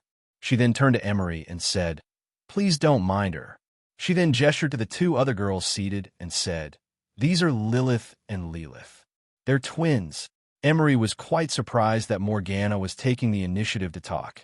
He had tried to get her to speak last night and earlier, barely getting any responses, but when the topic was about her sisters, she was different.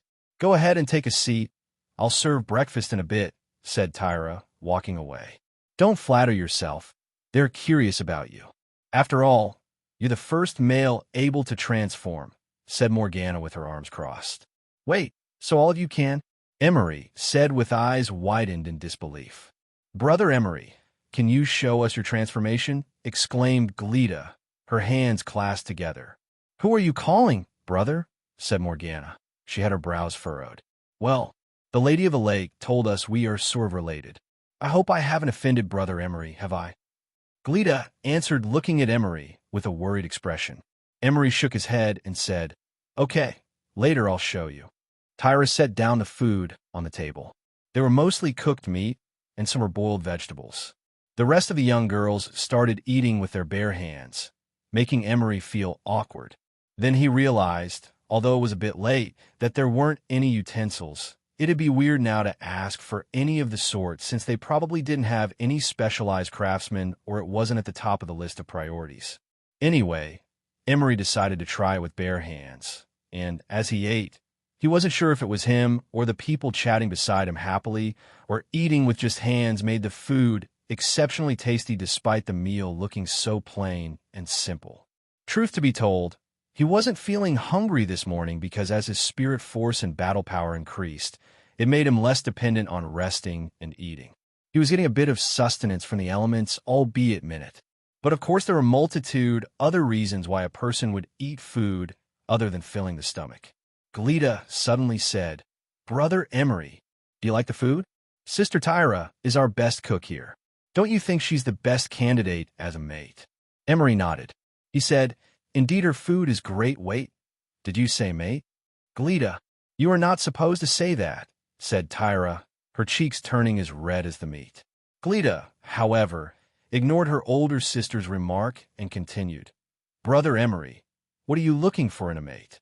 We have eldest sister Tyra, a great cook, sister Morgana, the strongest, Lilith and Lilith are the fastest, and me, the prettiest." Emery started laughing nervously when Morgana's chair suddenly groaned as she stood up. She grabbed his arm and pulled him out of the tent. Thanks," said Emery. He breathed out, feeling she had just saved him from such awkward and sudden questioning from Glita. Morgan had her back facing against him and said, "What do you wish to do today?" "The High Priestess told me to accompany you wherever you want to go." "Oh, you don't have to." "I can." "No, the High Priestess has given me her command, so I have to fulfill it," Morgana interjected adamantly. Emery could tell from her tonality that no amount of arguing would work. So he said, "Okay, then I'd like to take a walk around the forest. To the east, perhaps." "That's not fair, Sister Morgana. You want to keep Brother Emery only to yourself," said Glita, exiting the tent with a grin. She added, "Want to join too." "It's better to go in a pack than alone," said Tyra. The two twins nodded in silence. Emery looked first at Morgana, who still had her face away from him, before looking at the other four and saying, "All right." The five girls went back inside the tent, and when they came out, they were already in their Fae form. 5 giant wolves twice the size of a normal man. They walked out of the village with all eyes on them, but not a single villager had a look of fear in their eyes. Instead, it was admiration. They started heading east of the village, and once they had found a small clearing, Emery tapped into his bloodline and transformed into a half-beast, half-human. He had wolf-like ears, small fangs, hairs on his face, chest, arms, and a bit on the legs. The black wave-like markings, similar to the Cretan warriors, were all over his whole body. The white wolf, Glita, once again sniffed him. He backed away when her voice suddenly resounded in his mind. "Brother Emery, you really smell just like us," said Glita in her wolf form, her tail wagging. "Let's go," said a stern voice that was clearly Morgana's. In that afternoon, they ran together around the forbidden forest. The wolves were on all four, while he ran on 2 feet. Despite running with only 2 limbs like a human, Emery was still able to keep up with Morgana, Tyra, and Glita, except against the twin sisters, Lilith and Lilith, whose speed looked like a blur. Emery couldn't help but feel joy rising from his heart. He was bonding with people whom he shared his bloodline with.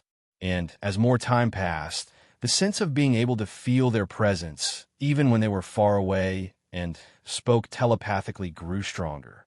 Eventually, he was picking up some of their habits, and an information popped in his mind. Fae bloodline, innate skill learned. Wild hunt. Increases the sense of hearing and smelling in tracking a prey. Emery stared at the gargantuan row of bluish-gray stones, neatly placed in a circle, with some of them being on top of 2 stones. According to Kilgraga, this was the place of power he was looking for. He stepped closer, thinking to himself, how was this possible? The stones looked so mighty and heavy that he could only imagine someone like Kilgraga, a mythical dragon, would be able to move something like this. However, the bigger question was, what was the purpose of these stones? As if Tyra had heard his thoughts, she walked up beside him and spoke directly through his mind. According to the High Priestess, this was an old shrine. But how, and when it was made, were also the same questions she had, because these rocks had been here even before they had settled in the forest. He gave a nod and proceeded to walk up the hill and touch the stone. Once he confirmed that the 5 girls in wolf's form were out of sight, Emery tried to contact Kilgraga. "Can you hear me?" Emery asked. Morgana turned to her and answered, "No, but I find this trial to be unnecessary and silly." Kilgraga voiced his thoughts to Emery. "Yes, kid. Good. This is the place. There is something that I'll need you to do." Okay, but let's do it later. I'll come back when it's dark, replied Emery in his head. The quicker the better. Don't make me wait too long, answered Kilgraga. After spending a good few minutes touching the rocks and walking underneath some stones that had another stone on top of it, he went back at the foot of the hill and asked the rest of the girls to guide him back at the village. The moment he walked in at the village, however, the group of the warriors he had fought with last night, as well as a dozen others, were waiting in front of his tent. The huge bald man who had battled with Caston stepped forward, raised his axe, and declared, "Outsider, we, the Akavi warriors, do not welcome you as one of us. Come and prove to us you are trustworthy." Shouting erupted as the dozens of warriors struck their wooden shields. The 5 girls had gone to their tents first, and when they got back, they were already wearing clothes. They went up to Emery, and Morgana said, "This is the Akavi warriors' trial. You don't have to prove yourself to them, since the High Priestess already considers you as part of us." The eldest sister, Tyra, said, "Morgana, don't tell you're worried he'll take your title of the strongest, are you?" Morgana turned to her and answered, "No, but I find this trial to be unnecessary and silly." "Outsider, what say you?" challenged the huge bald man, while waving his axe that split the air. Emery stared at the bald man with cold eyes. He felt there were other reasons behind the challenge, rather than this just being a test. He wondered if this was an excuse as a payback for last night's skirmish. Although he hadn't killed anyone directly, he had helped the Quinton's expedition group in defending against them, and his temporary comrades had dealt the finishing blows. Anyway, he was curious to see how strong this man actually was, as well as how capable his right arm now that it was back. He asked them for 2 swords with the intent of trying it on both hands. "So you're not a coward, outsider," said the bald man with a grin. The rule of the trial was simple. Emery, the challenger, would stand in the middle of the circle that the Akavi warriors formed in the center of the village. Those who wished to challenge Emery may step forward for a one-on-one duel. This would continue until no warriors from the Akavi group steps forward or Emery falls unconscious. Emery readied himself and raised the 2 swords on his hand, one at the front while the other overhead. The first warrior approached holding an axe. There was no signal when they should start, but since the warrior was already circling him, Emery took the initiative and dashed to swing his swords. It felt weird for Emery using the swords to block and attack at the same time. This was his first time doing this, after all. As more exchanges occurred between them, though, he was getting used to swinging the swords from different angles, which barely left room for the first warrior to block. Eventually, the first warrior surrendered, cementing the first victory for Emery. The next man Emery would fight was a spear and shield user. He decided to take this one more cautiously because the spear had a longer reach. His opponent struck the first blow this time, forcing Emery to be on the defense this time. Although the opponent was using a spear, each strike behind it had a heavy weight that was much stronger than all the fighters he had encountered. Still, Emery just needed one opportunity to close the distance. Spear was a staple weapon because of its long reach. However, its strength was also its weakness. Soon enough, Emery parried the warrior's spear and knocked the enemy down by crashing himself at the enemy's shield before he pointed the sword at his enemy's throat. "Wow, Brother Emery is so strong," cheered Glita from the sidelines. That, however, attracted more enmity from the warriors around him. He had been so focused on what was in front of him that he hadn't realized the village's center had been filled with spectators, both old and young. The village's chief, Brennus, was also there, but didn't say anything as he continued watching. He could see from the spectators' eyes they were curious about his strength, while these Akavi warriors still emitted malicious intent. Nevertheless, Emery thought this was still necessary in order to gain their trust. After all, he was indeed an outsider. He had been raised not from here, even though he shared the same blood with these people. The bout continued.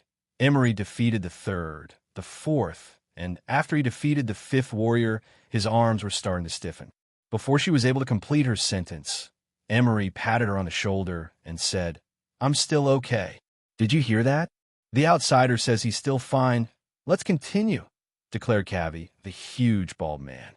He waved his arms, trying to shake off the unpleasant feeling when Morgana stepped in and said, "That's enough. The trial is only supposed to last 3 duels at most. He has proven himself already. He is an outsider. He must prove himself," shouted the bald man. "This is not right, Cavi. Chief Brennus, please ask the Akavi warriors to back down." He already had in. Before she was able to complete her sentence, Emery patted her on the shoulder and said, "I'm still okay. Did you hear that? The outsider says he's still fine. Let's continue," declared Cavi, the huge bald man. Morgana gritted her teeth and went back to where his sisters were watching. The 6th warrior stepped in and Emery readied himself once more. He very much would like to transform right now, but as a respect to tradition, he decided against it and held himself back from using any spells. He convinced himself this was a good experience in improving his fighting skills and a great opportunity to know what his limits were. After defeating the 6th warrior, Emery got on one knee and gasped to catch his breath.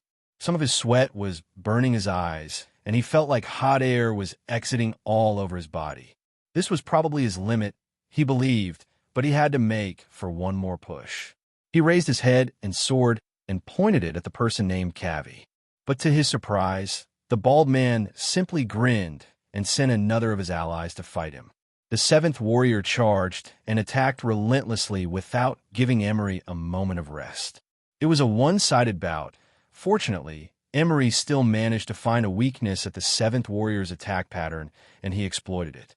And with that, Emery claimed the 7th victory. He then stabbed his 2 swords on the ground, trying to support himself. His arms and legs were shaking, throat as dry as a drought, and the feeling of hot air exiting body earlier now felt like a blazing flame inside him. Emery's vision was blurring, and his hearing was starting to emit the buzzing sound. He could barely lift his head, but Morgana's voice still entered his ears. "Cavi, you are shameless. Fight him at his best." Morgana screamed. Based on that, he understood that the huge bald warrior had stepped forward, forcing himself to stand up with one of the swords as the support. Indeed, that warrior with the most black markings on his body was making his way forward. Emery closed his eyes first and breathed in a large amount of air to collect himself. The pounding of heart was reaching his ears, but after exhaling all he had taken in, he felt a bit better.